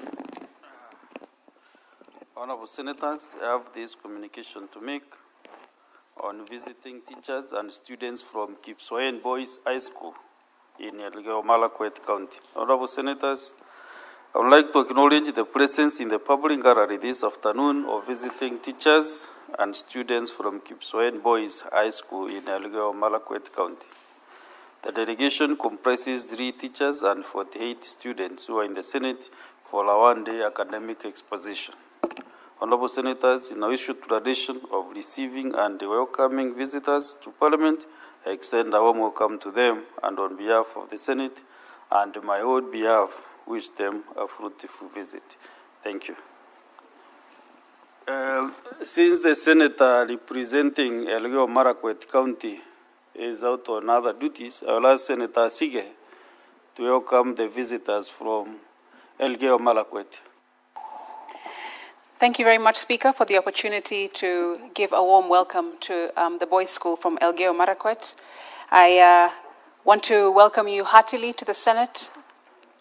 I'm hoping very much that you have an enjoyable visit, not just enjoyable, but also educational, and you get to meet and understand the mandate that we hold here in the Senate as members of Parliament representing your county and other counties across the nation.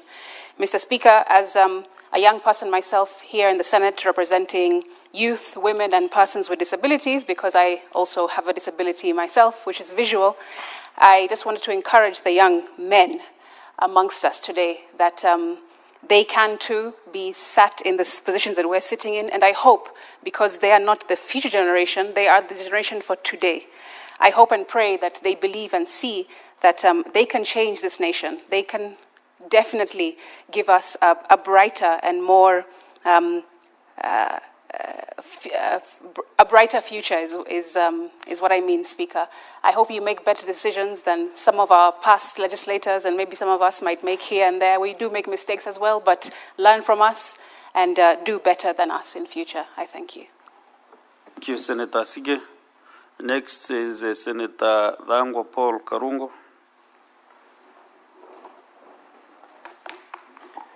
Thank you, Mr. Speaker, for the opportunity. But before I give my contribution, I don't know which standing order, Mr. Speaker, prohibits this Senate from mentioning the public officers' names. The only thing it prohibits is discussing their character. Because, Mr. Speaker, we know the President is William Ruto. We know the CS for Interior is Kipchumba Murkomen. We know them by name. So by prohibiting us from just mentioning their names and their public officers, I think that is wrong, Mr. Speaker. Unless the Senate is not aware who the President is. Guidance. I'm not. It has been said many, many times. I'm not challenging. This is not the first time.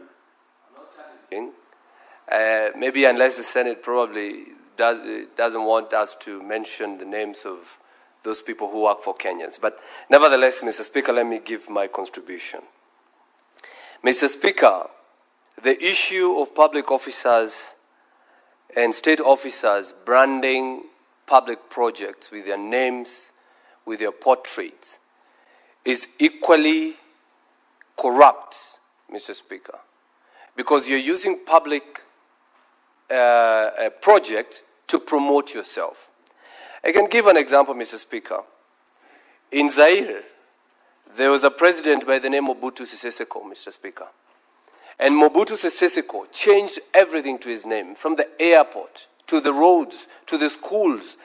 Actually, in that country, they were calling it Mobutuism, because he used to name everything his name, Mr. Speaker. But when he was overthrown in 1997, all those names were removed within a day, and he was forgotten within a day, Mr. Speaker. In Rwanda here, the President Kagame, has refused to brand anything with any official's name. Even his portrait is not hanged in schools.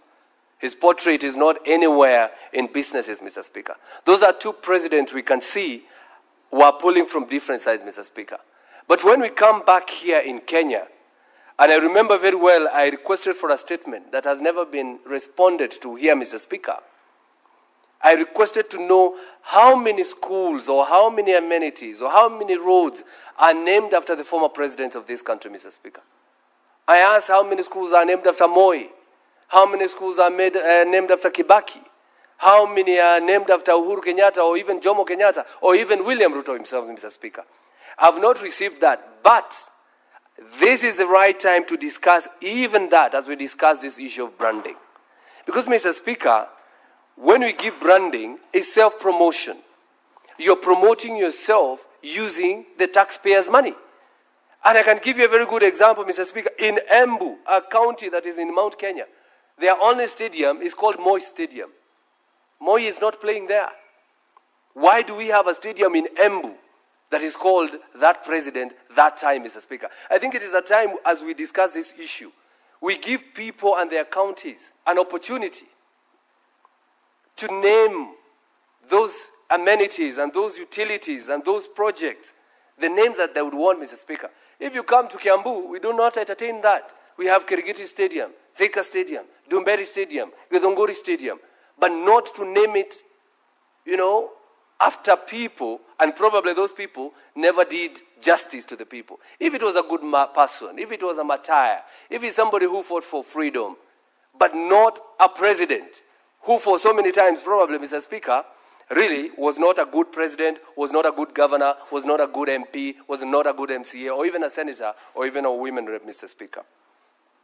Mr. Speaker, if you look at the Constitution, and it has been quoted by the petitioner, Mr. Laban Omusundi, and he quoted his argument from Article 231 of the Constitution that says, Mr. Speaker, and I'll read, notes and coins issued by Central Bank of Kenya, he's talking about money, may bear images that depict or symbolizes Kenya or an aspect of Kenya, but shall not bear the portrait of any individual, Mr. Speaker. So the 2010 Constitution prohibited any president from putting their image on the money, Mr. Speaker. And that's why I think the last president on the money was President Moi.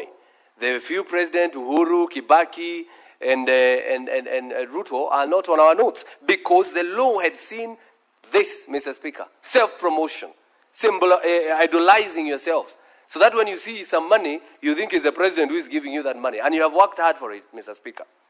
So as the Constitution says, the county governments who are notorious for branding with their portraits, with their names. I've seen an ambulance, Mr. Speaker. An ambulance with a photo of a governor, with a portrait of a governor. Mr. Speaker, you can imagine if you are the governors who are saying shoot to kill and you have been shot, and the governor who has made you shot, you are entering as an ambulance and you are seeing his portrait as you are being taken to the hospital, Mr. Speaker. I mean, you see, probably you have an accident because the governor did not fix that road, because the traffic marshals are not doing their work. And when you are taken to hospital, as if an accident was not enough to torment you, you are seeing him inside the ambulance, Mr. Speaker. I think, Mr. Speaker, we should utilize Article 4, not Article 4, Section 4 of the County Government Act that says every county should have a symbol. And what is a symbol? There's a symbol, there's an emblem, there's a flag. The spirit of that section was so that every county should have an identity. If you walk in our corridors here, Mr. Speaker, you see every flag for every county. I wish every county should use their symbols on every government project, on every ambulance. I would want to thank my governor, Kimani Wamatangi, because for the first time, Kiambu County is able to see the colors and the emblems that are there. The only problem is he's putting his image in it too. So if he removes the image, then we will praise him for doing what is supposed to be done, Mr. Speaker. Mr. Speaker, we were told there is a county, I don't want to mention, they were branding school milk. And you know, when I was growing, Mr. Speaker, even today, I remember Maziwa ya Nyayo, because he was not giving us milk, but he was giving us his name. That's why it is in my mind. I cannot remember the milk, but I remember Nyayo. So that is radicalization, Mr. Speaker. And you know, we had forgotten all these issues, Mr. Speaker. We were okay that it was then. But when we see what is happening today, and when we hear leaders saying, oh, the current regime is reminding us the era of Nyayo, then, Mr. Speaker, you can imagine what nightmares people are going through, those who took Maziwa ya Nyayo. So what I'm trying to say, Mr. Speaker, is that today we might think we are doing right by branding names on roads, on stadium, on vehicles, on ambulances.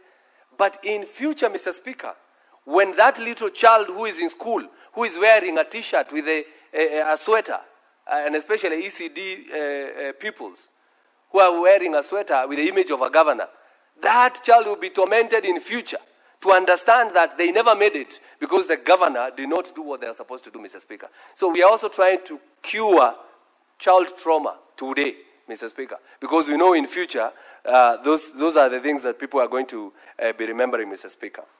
Mr. Speaker, if EACC is going to act on this issue, because branding and putting their images is breaking the Integrity Act, Ethics and Integrity Act, Mr. Speaker, and that is Leadership and Integrity Act, that is Section 13 and 29, Mr. Speaker. So that means the EACC is not doing its work. The EACC, if you want to know EACC is working, just see them chasing a police officer who has received a bribe of 50 shillings. And that's why sometimes I say, Mr. Speaker, I know corruption is not good, but go for the bigger evil. Leave the policeman alone. He was taking 50. Go for the governor who has used millions of money to put a billboard, to put on a newspaper, Mr. Speaker, that he is giving waiver, land waivers, Mr. Speaker, and his image is half than the message.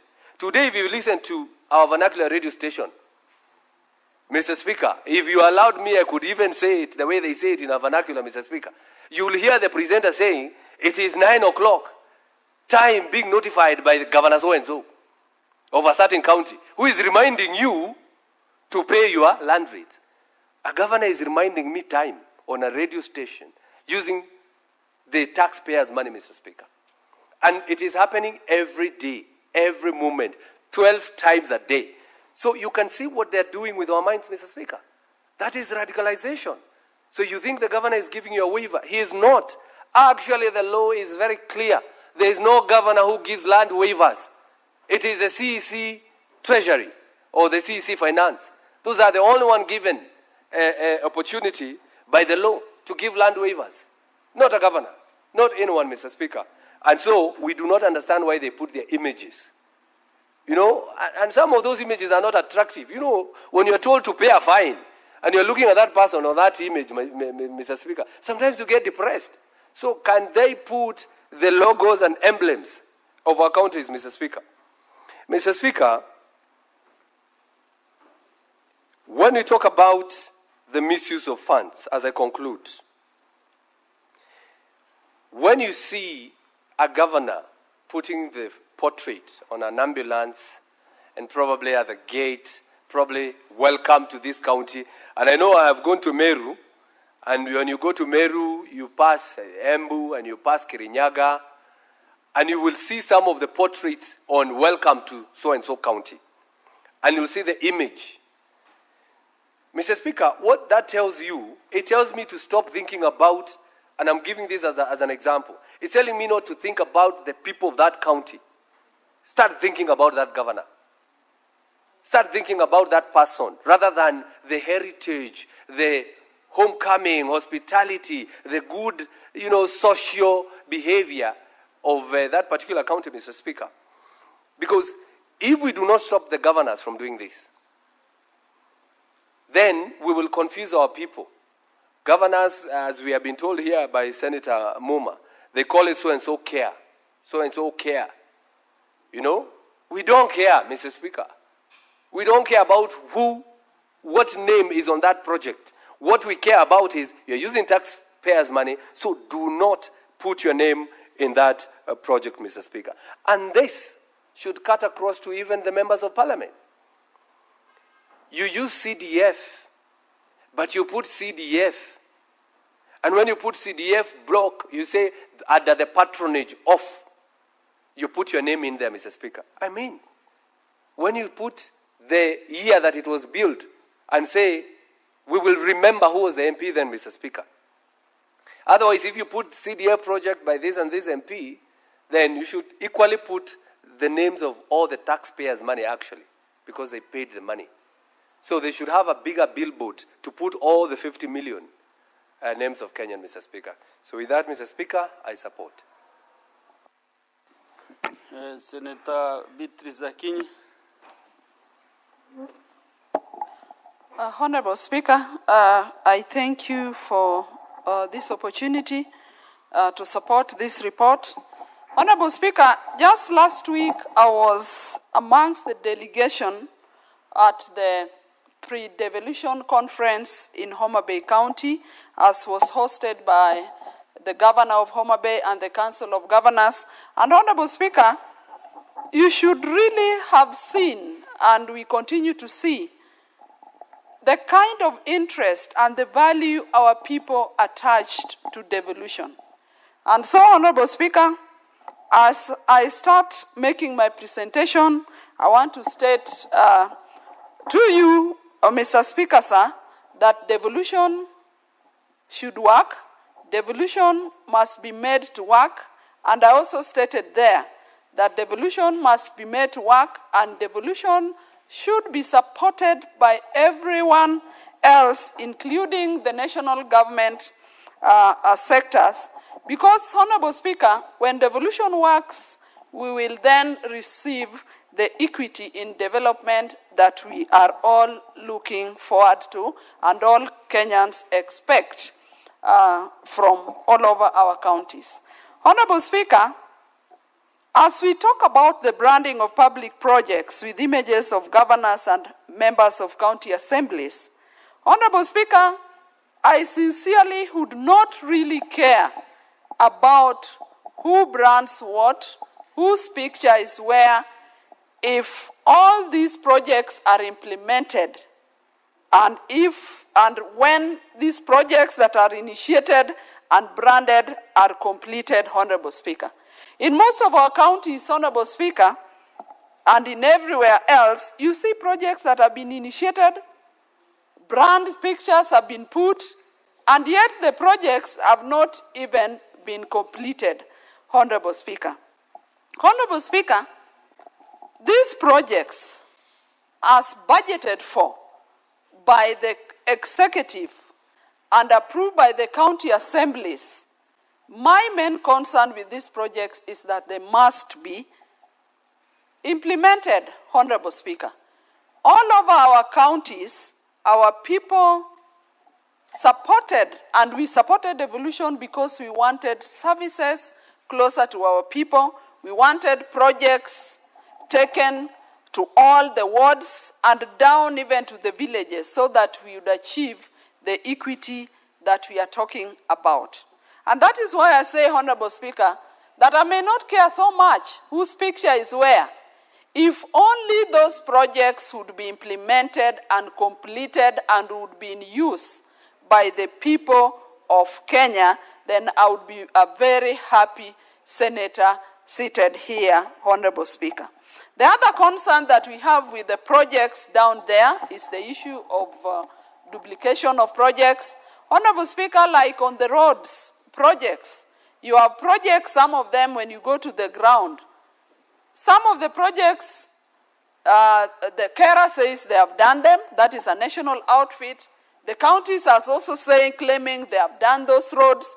And Honorable Speaker, that is what really should concern this Senate.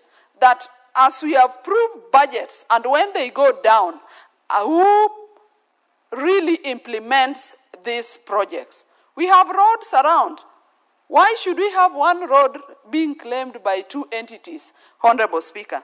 And so, Honorable Speaker, that is really what would really concern me. When you come to the branding of the vehicles, Honorable Speaker, traditionally we have grown in this country and we have always known that the red number plate shows it is a mission vehicle.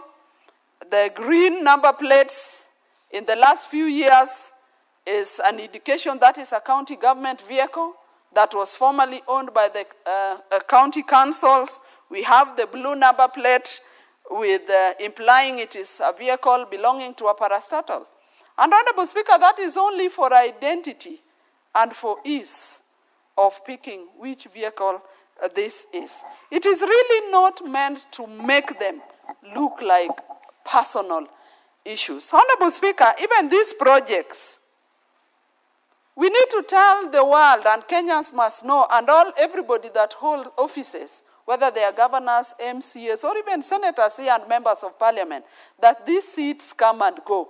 And Honorable Speaker, even the governors as they sit there, the longest you could take is 10 years and you will go. But we want the projects to remain, and that is why we support devolution. Honorable Speaker, this morning on a national TV, I saw one of us talk about the issues that are ongoing in this county, the issues of protests. Honorable Speaker, I'm bringing in this because it ties to devolution at some point.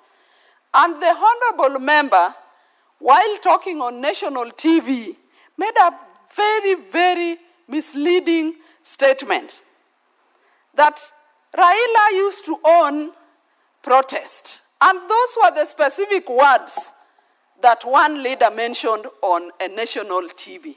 And Honorable Speaker, this leader, I'm surprised, mentioned Raila's name so many times in the course of their presentation, even more than he mentioned his leader, who is the Lord of shares, Honorable Speaker. And the statement the leader made on record on national TV, on Citizen, is that in the yesteryears, Raila used to own protest.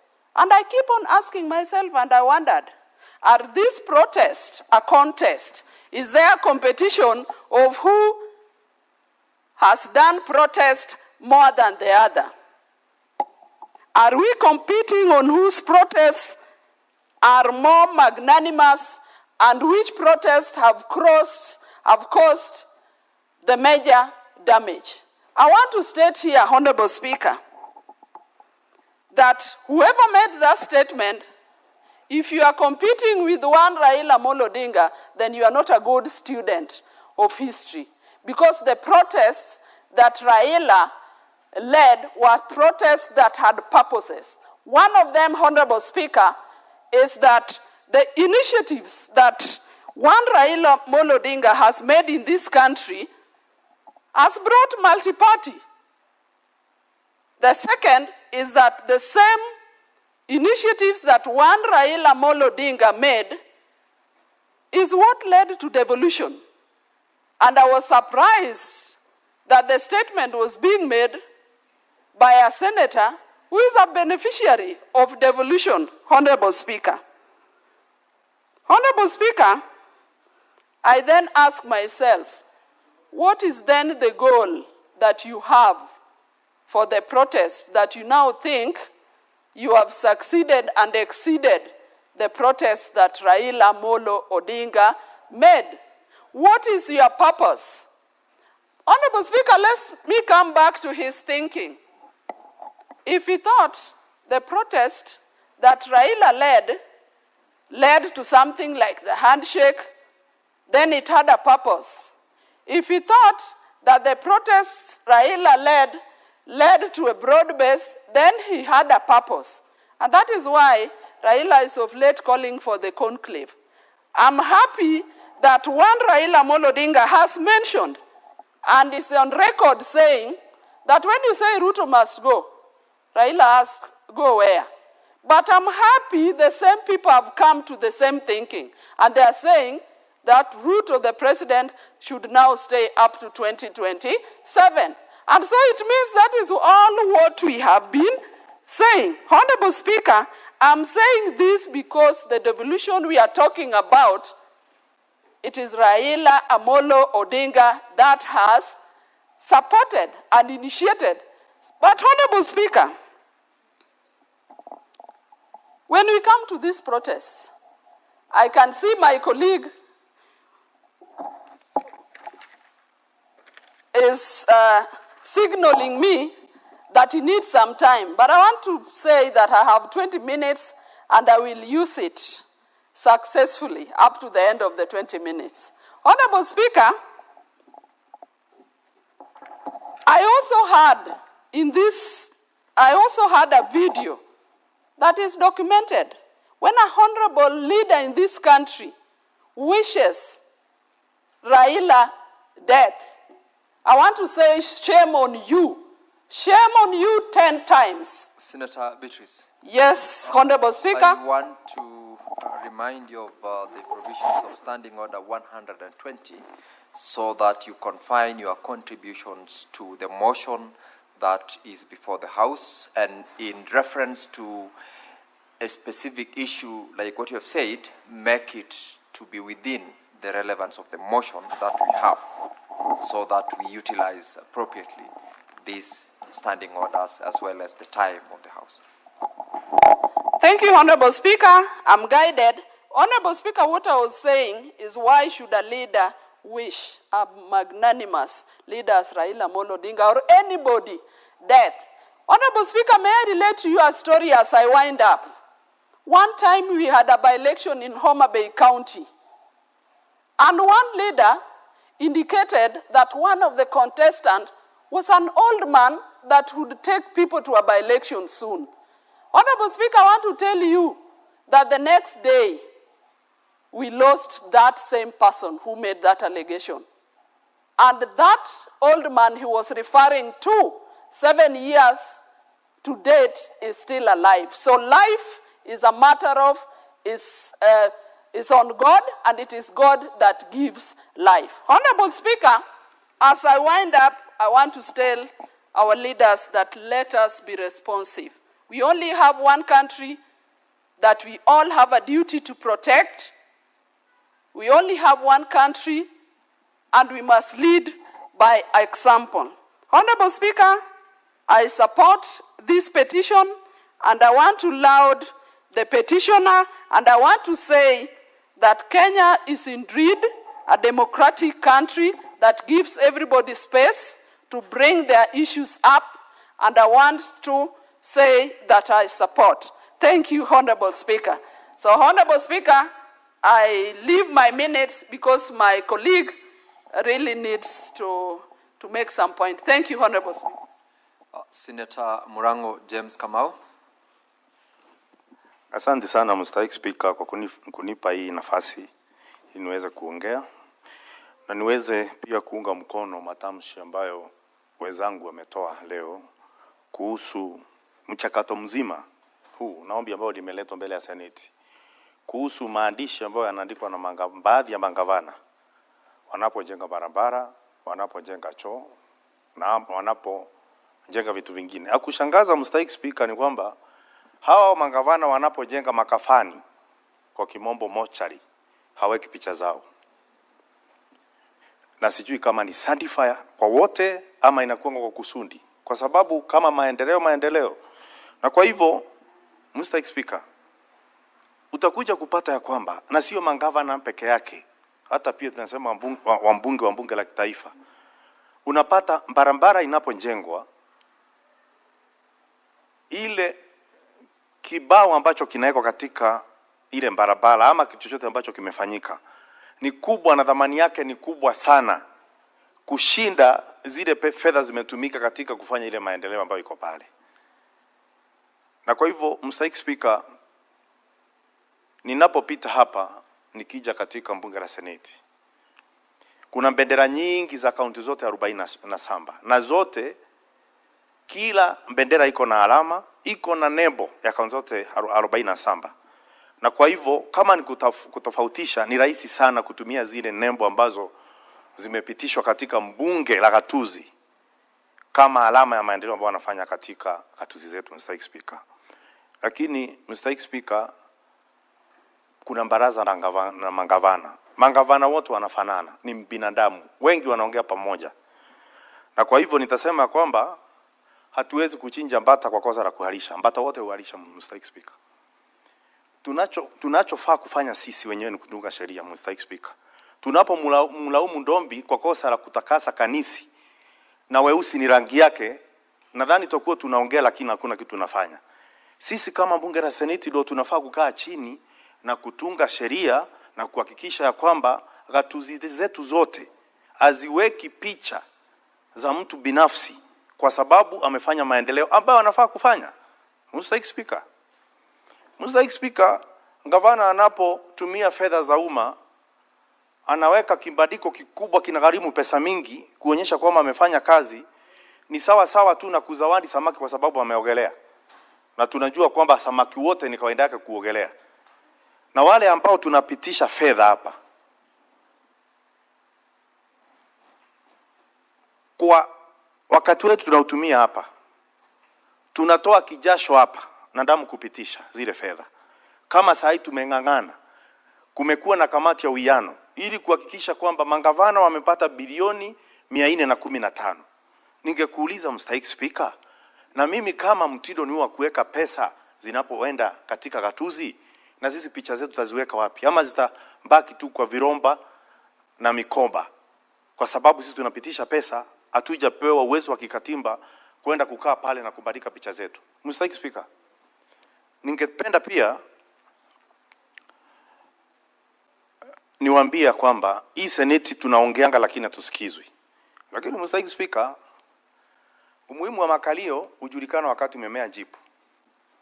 Wale magavana wakati wanapopata shida ndio wanajuanga Seneti iko. Lakini saa hii tunapopitisha pesa, wakati tunaongea mambo ambayo hayafai, kuliko tukae chini tuvalie juga jambo hili na kusikizana ya kwamba kuna mambo ambayo si mazuri kufanya katika katuzi zetu. Bado sisi wanatuchukulia tu kama mbwege. Lakini siku inafika wakati watakuja kuingia 18 zetu. Na ndipo unaona wengi wakiliwa wanapigwa swaga, Mr. Speaker. Kwa sababu maneno ambayo tunaongea hapa na wakati tunaotumia unafaa kuwa unasikizwa. Lakini sisi kawaida, nilisema hapo kitambo, sisi ni kama machini ambayo inabomoa misitu. Ukijenga barabara unasemekana yawekwe juu ya road usiharibu barabara. Na tumeamini tumesema iwe hivyo.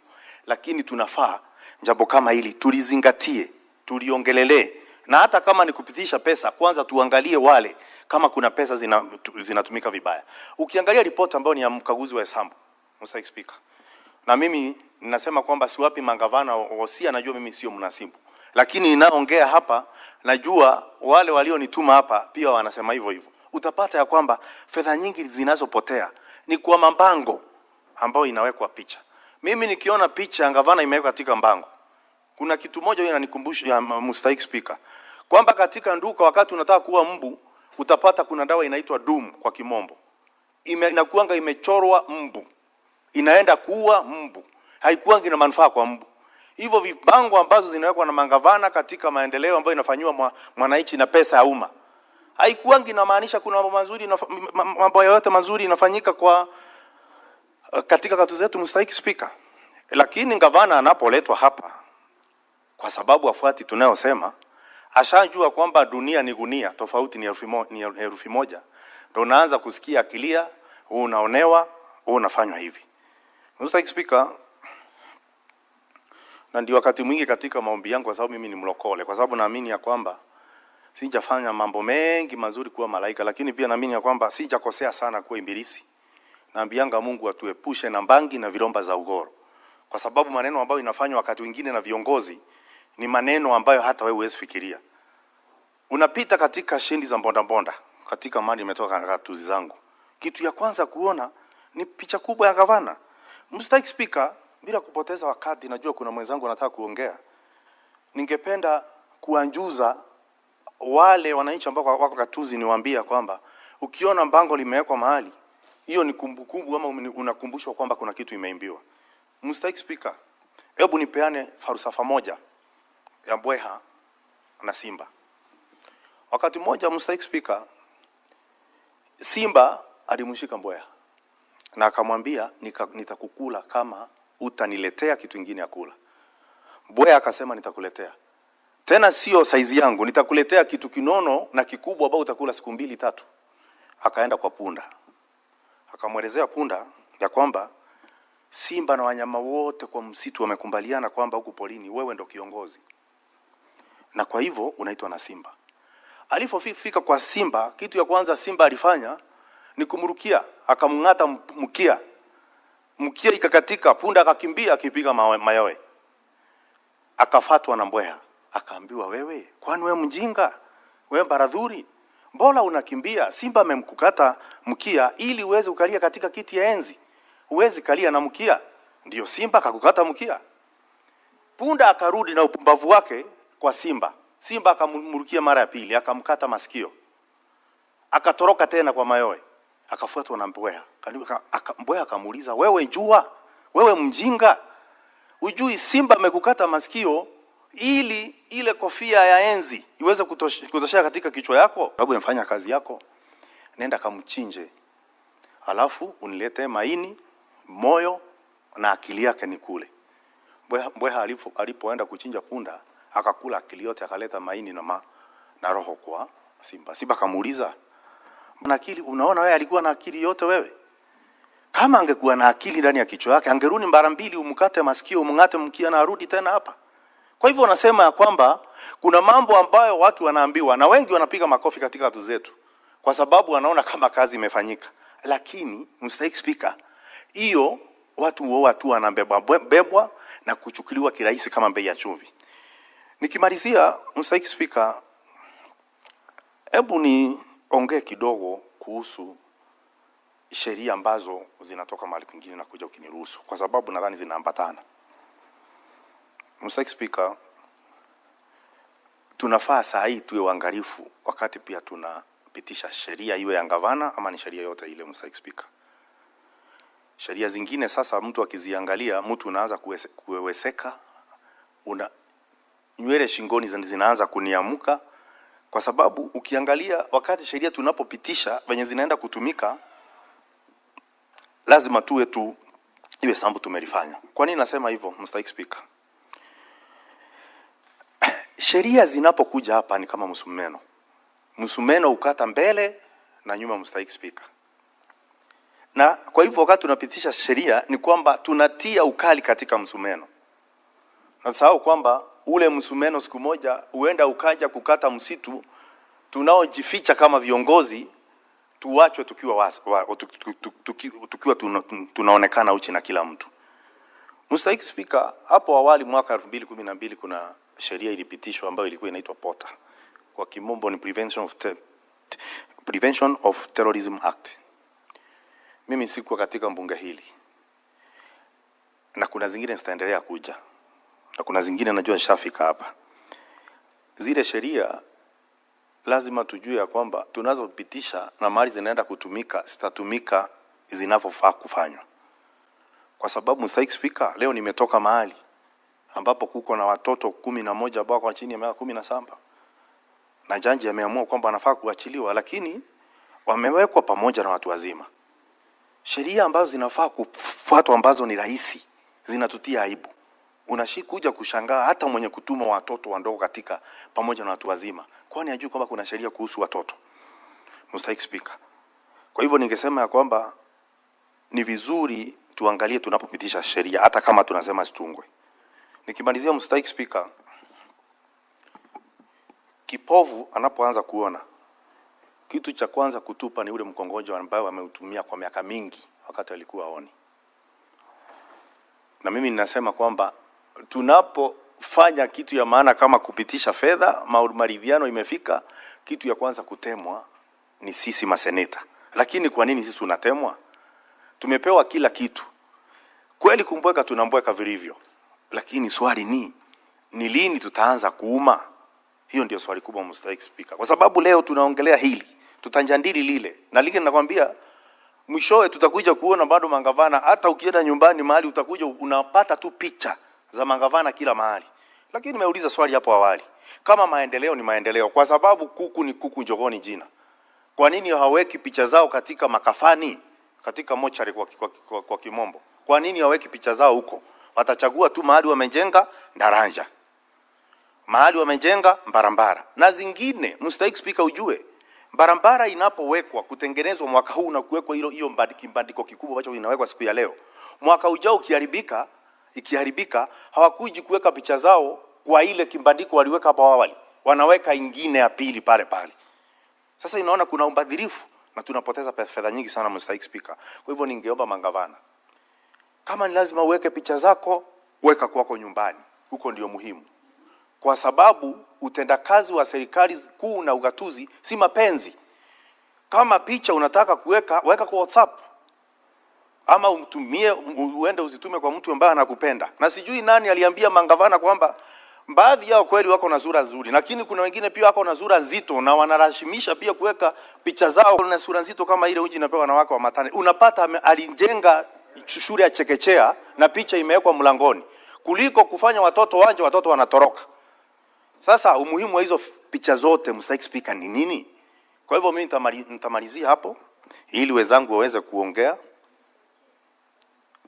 Naona Senator Medium ananiambia wakati huko karibu kuishi, kwa hivyo Mr. Speaker nitaachia hapo ili wenzangu waweze kuongea. Asante sana Mr. Speaker. Senator Mariam Sheikh Omar.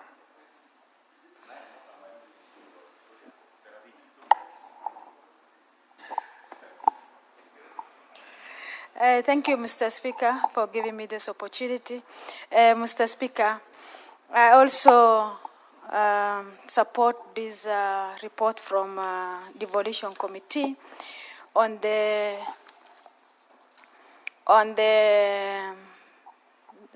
concerned petition concerning the branding of the public projects with the image of the governors and the member of the county assembly and the branding of their vehicles.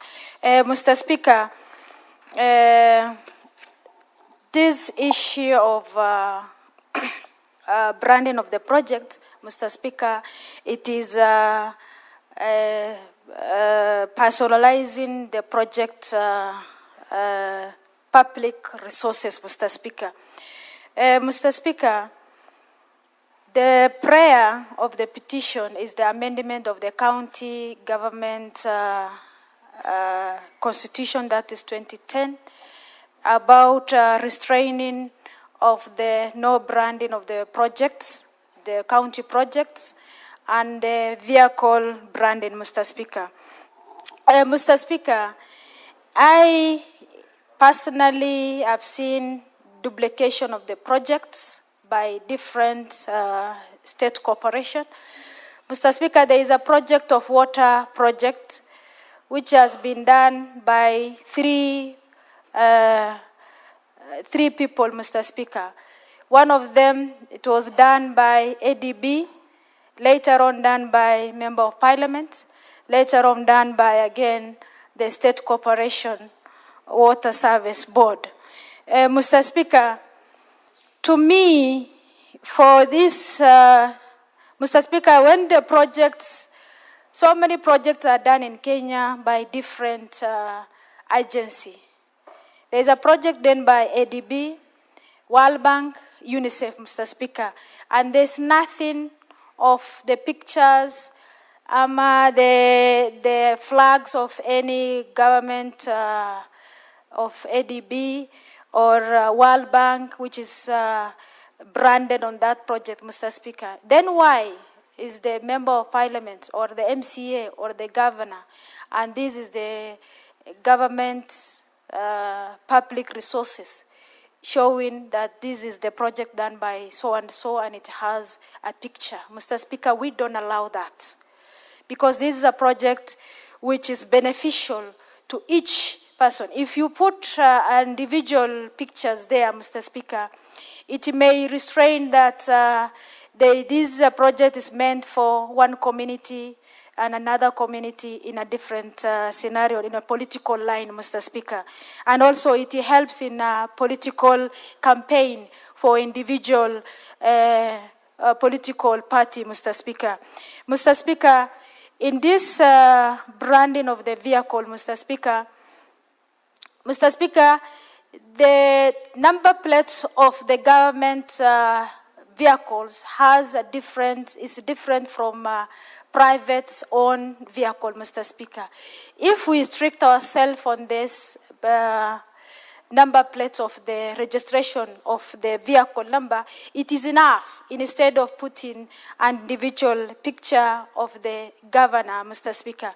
Mr. Speaker, as a senators, we have a fight for devolution to work, and devolution is working, Mr. Speaker. And in the end, I am also a member of Finance Department, and we have fight with our chair that we raise their shareable figure to 415, Mr. Speaker. So that means if we have added figure for them, doesn't mean they have to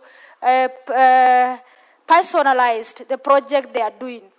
So in this case, Mr. Speaker, we have to, the ACCA, EAC, and the Auditor General, and also Controller of Budgets, collaborate, three of them, the three officers, to collaborate and also investigate on this, so that the integrity and the accountability of each office holders can be done, Mr. Speaker, so that this branding cannot be done for the vehicle and for the project, Mr. Speaker.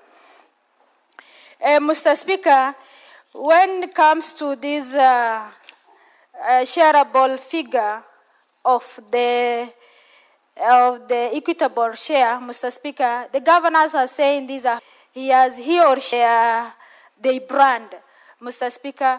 Let them not concern, when they are doing also this branding, Mr. Speaker, they are using public fund that is a wastage of public fund, public resources, and that is there is no materiality of the branding, Mr. Speaker. There is no money value on that line of branding, Mr. Speaker. Mr. Speaker, I have had so many members adding on this, and everything has been said, Mr. Speaker, but I support and the prayers of the petitioner must be done, and the recommendation of the committees, they have strictly said there is amendments to be done, Mr. Speaker. When we do this, when we pass as a House this resolution, the county government, that is the county government amendment of the constitution of the county government, must be fast-tracked and done quickly so that this branding cannot be taking place within this, before the end of this term, Mr. Speaker. Mr. Speaker, with that or a few remarks, Mr. Speaker, I support. Thank you, Senator Mariam. Lastly, Senator Mohammed Chute. Thank you very much, Honorable Speaker. Honorable Speaker, allow me to support this motion. Being a member of the Devolution Committee, I also want to congratulate Mr. Laban Omusundi. Honorable Speaker, Laban Omusundi came before our committee. I don't think this is the first time. I've seen him bringing issues to the Senate on several occasions. Honorable Speaker, Laban Musundi is just a local person trying to help this country on his own way, using his money, transport to come to Nairobi, to buy food, place to sleep. And this is what we must encourage, because this person of the name Laban Msundi is using his own resources to try and help this country. Honorable Speaker, the issues he brought before our committee is something very fundamental. He was asking, a politician uses money not from his pocket, paid by taxpayers' money, to even travel, to eat, and to come and represent his people in Parliament, using taxpayers' money. And our recommendation as a committee is branding projects, vehicles, or any institution is wrong and unethical, Honorable Speaker. People build toilets, even counties, and they put pictures of MCS, toilets. You can find photos, pictures, and boards being erected, and the names are there for MCS or members of Parliament or even governors. Honorable Speaker, I live in Karen. The road to Karen, where I live, is a road called Korongo Road.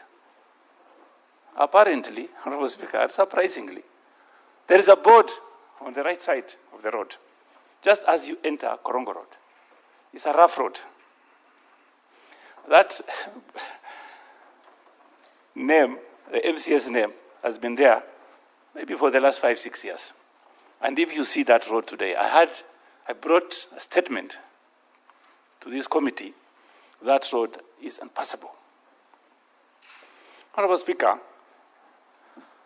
it is quite absurd to see an MCA putting his name, his photo, and that of the governor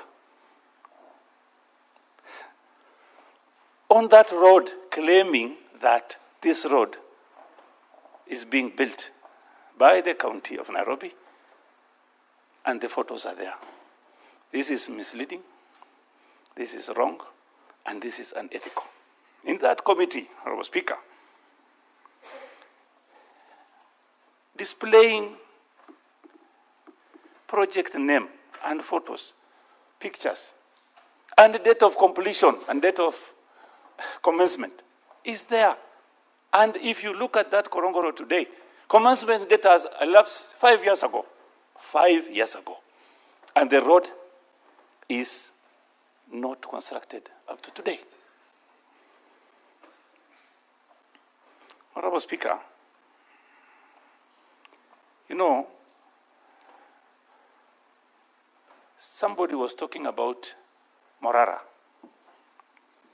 and I've been watching his programs when he goes out there. Honorable Speaker, there was a time the president was in Mombasa, someplace in Mombasa, and he said, this project has started and it's ongoing. After a few days, I saw Morara standing in the same place, claiming that this is what the president said, and this project, there is nothing ongoing. Honorable Speaker, I know the president, he doesn't want to lie. He's trying his best to see how this country will move forward. He has got a vision, but the problem is there are people who are misleading him. In some instances, Honorable Speaker, you will find that the project has been initiated by even the former president, President Uhuru Kenyatta. And if you go there today, placards are there. The same road, nothing is happening. Honorable Speaker, you know, this Omusundi guy, I really, really would like to see one day this government should recognize this kind of a people. This man is bringing issues today we are discussing in the Senate. And we have been going through, he came before our committee, we've had a discussion. And he came even before the Roads Committee, bringing issues. And I asked him, one time I asked him, who is funding you? He says, no, we have a group of people, but we are not getting anything from anywhere. So, Honorable Speaker, I think it is high time, as a country, we need to have an oversight body, a body that can be constituted by the president, that will look at issues being handled by the national government, their county government, and even the CDF programs, so that duplication of project should not be there. Honorable Speaker, I remember one time in Wajir, someplace in Wajir, the CDF did some work there. And then another organization, I think one of the parastatals, did, it's a pan. They wanted to do that pan in a place in Wajir. And then the MP then went there to inspect the project. He saw, he was told that this pan is here. Then he asked, where? Here, where? So he was told, where you are standing is where the pan is. He was standing in the pan. And then he asked them, please, don't tell me this pan is here where I'm standing, because there is no pan here. And the same pan, Honorable Speaker, was being claimed by two people, an organization, a parastatal, and CDF. That's why I was saying a committee should be instituted to look at the projects, all government projects, the projects that are being run or managed by the national government, the county government, and the CDF comes from taxpayers' money. So, if you have a team that can look at what has been done by the national government through a financial year, then the county government, and even the CTF, and also donor funding, so that duplication should not be there. Why do we have duplication, Honorable Speaker? We have duplication because somebody, somewhere, wants to steal money from the people of Kenya. And Omusundi is just saying, please, these are things that are supposed to be done by politicians. Then Omusundi comes and says, politicians, let me help you here. Don't brand vehicles. Don't brand projects. And I want to thank the committee I'm also in for bringing a very good proposal. And this proposal is going to help this parliament, the Senate, to pass this motion. Honorable Speaker, there is this issue about EACC. Some people have talked here before. If you can remember, I talked about EACC having problems. But today, the person who is in charge, Mr. Abdi, is now, I think, capable. Definitely he's listening to what the Senate is saying. And I believe that Abdi will take charge. And I hope that he's going to bring sense to EACC, and reputation of EACC will be now respected.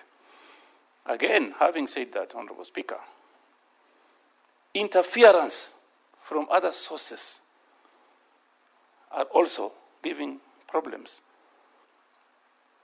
of investigating and managing EACC. So interferences also should stop from any quarter, Honorable Speaker. The petitioner's prayers were asking us to amend the County Government Act 2012. And he's asking members of the County Assembly stop branding or putting their portraits, images, or names of public funded projects on the names of public funded projects, and I support that, Honorable Speaker. And he was talking about funding. The funded projects should be branded as courtesy of taxpayers' money of Kenya. I don't think that is very important, because if there is any project, and this project is branded as constructed, built by the national government, that one is enough to show that it's being done by the taxpayers' money of Kenya.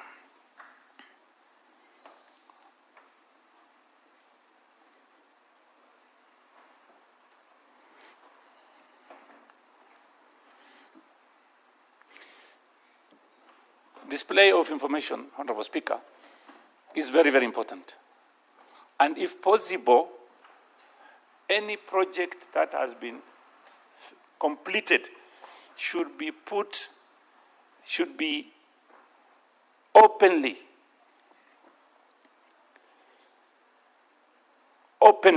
displayed.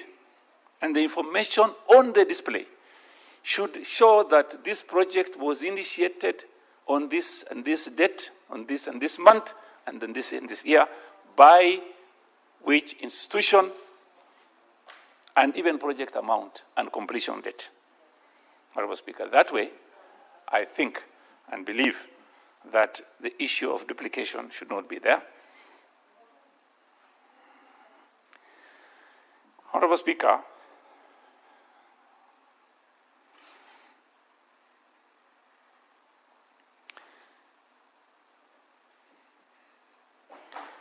When I talked about having, and I sincerely would want the president, if possible, because he has initiated many projects, and the follow-up should be there, and the president should be having on his fingertips, as he usually has been having, to know that what project this year the government, national government has initiated, and the completion date, and also the county government, and even the CDF.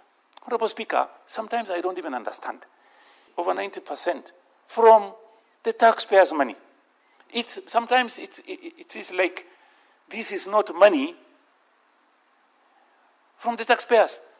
You might even think this money is the governor's money, his own pocket, from his own pocket. Sometimes people forget that this money belongs to the people of Kenya. You cannot just use the way you want. You put your name there, you put placards there, you put your friend's name, that is not possible, Honorable Speaker. So having said that, Honorable Speaker, I want to give my friend, a very good friend, Karen, to also contribute on this. I want to take this opportunity, Honorable Speaker, to support this motion. And I will ask Karen also to support this motion, because I think she is going to be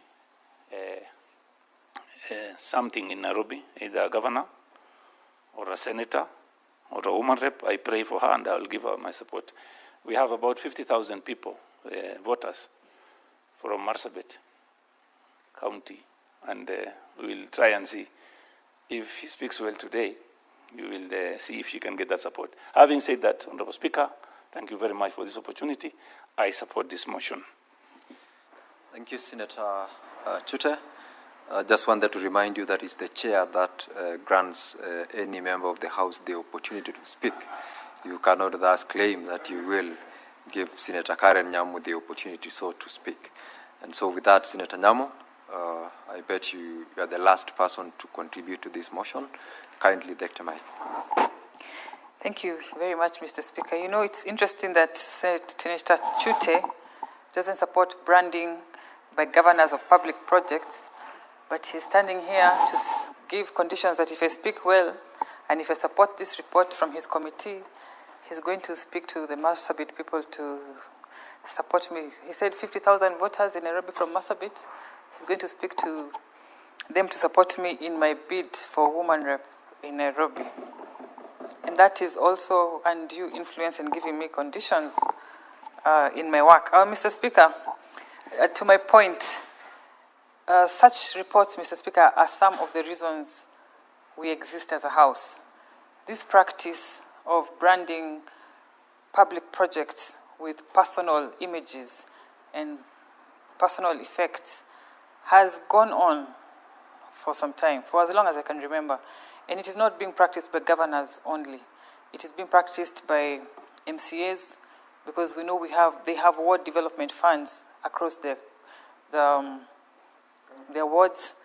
We also have the MPs in the National Assembly who have projects under the national government CDF, who also brand these projects with their images, Mr. Speaker. This really infringes in the non-partisan nature of government projects as they are, because government projects and public works are non-partisan, and they do not have to align with a sitting leader, in this case a sitting governor, because what that does, it alienates the people who do not identify with that particular leader, those who think because they did not vote for him and his image is there, it alienates them from that particular project, which should be owned, which should create a sense of ownership across board, Mr. Speaker. Public funds should not be politicized, and we all know the kind of manipulation having your image on a project shows. It can be used for campaign. It can be used to measure your success. Yet, most of the time, you have nothing to do with the project. It is probably a projection that the county had done even before you got the seat, for example, and now you're taking all the credit as a governor to manipulate voters. You can even time it. You can delay a project and make sure you time it just before elections because you know you're going to brand it your image and it's going to give you an undue advantage and an unfair advantage on the political competition, Mr. Speaker.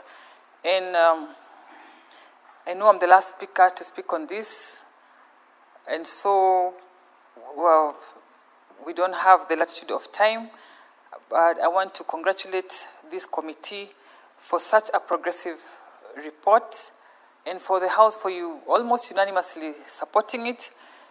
And these are the kind of changes that the people on the ground expect us to make. Because what, in effect, we are doing is we are leveling the playing ground between incumbents and incoming leaders. And what that does for our political landscape, Mr. Speaker, is tremendous. It goes a long way, Mr. Speaker, and the effects will be felt everywhere. And with those few remarks, Mr. Speaker, I support, and I'm waiting for Chute to do what he said he would do when I support. Thank you.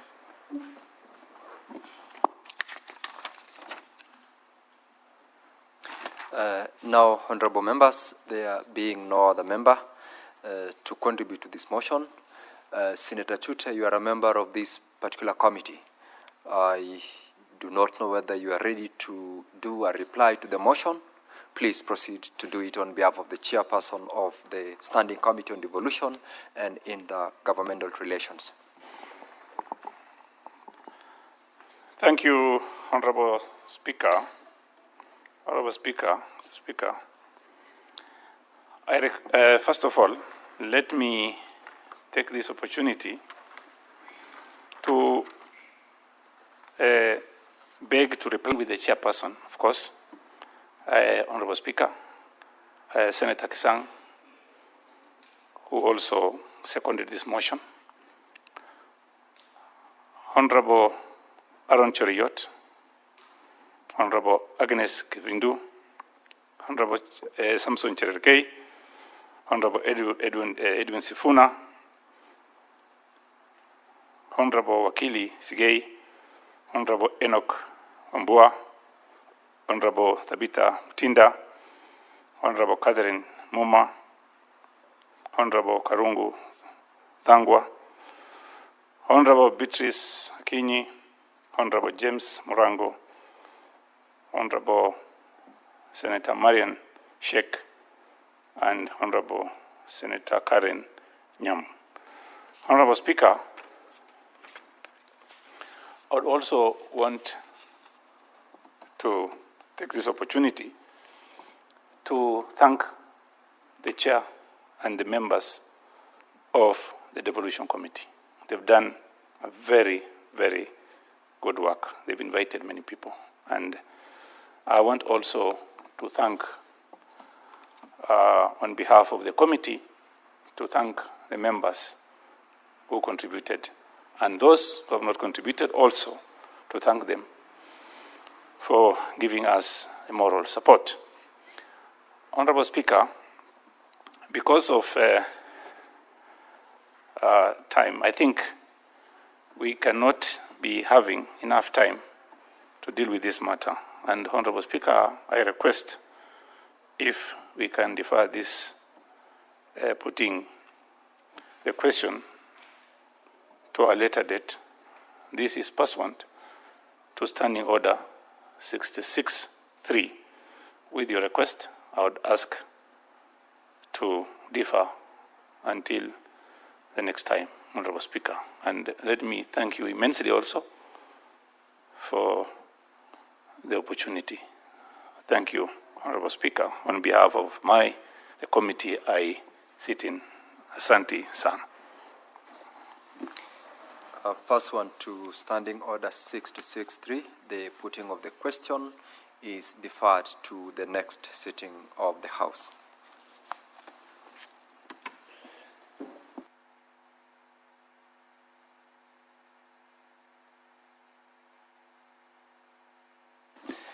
Now, honorable senators, we will go back to the order paper of the day, and having concluded debate on standing order, order number 12, order number 10, 11, order number 13, order number 14, all the way to order number 22 are hereby deferred to the next sitting of the House.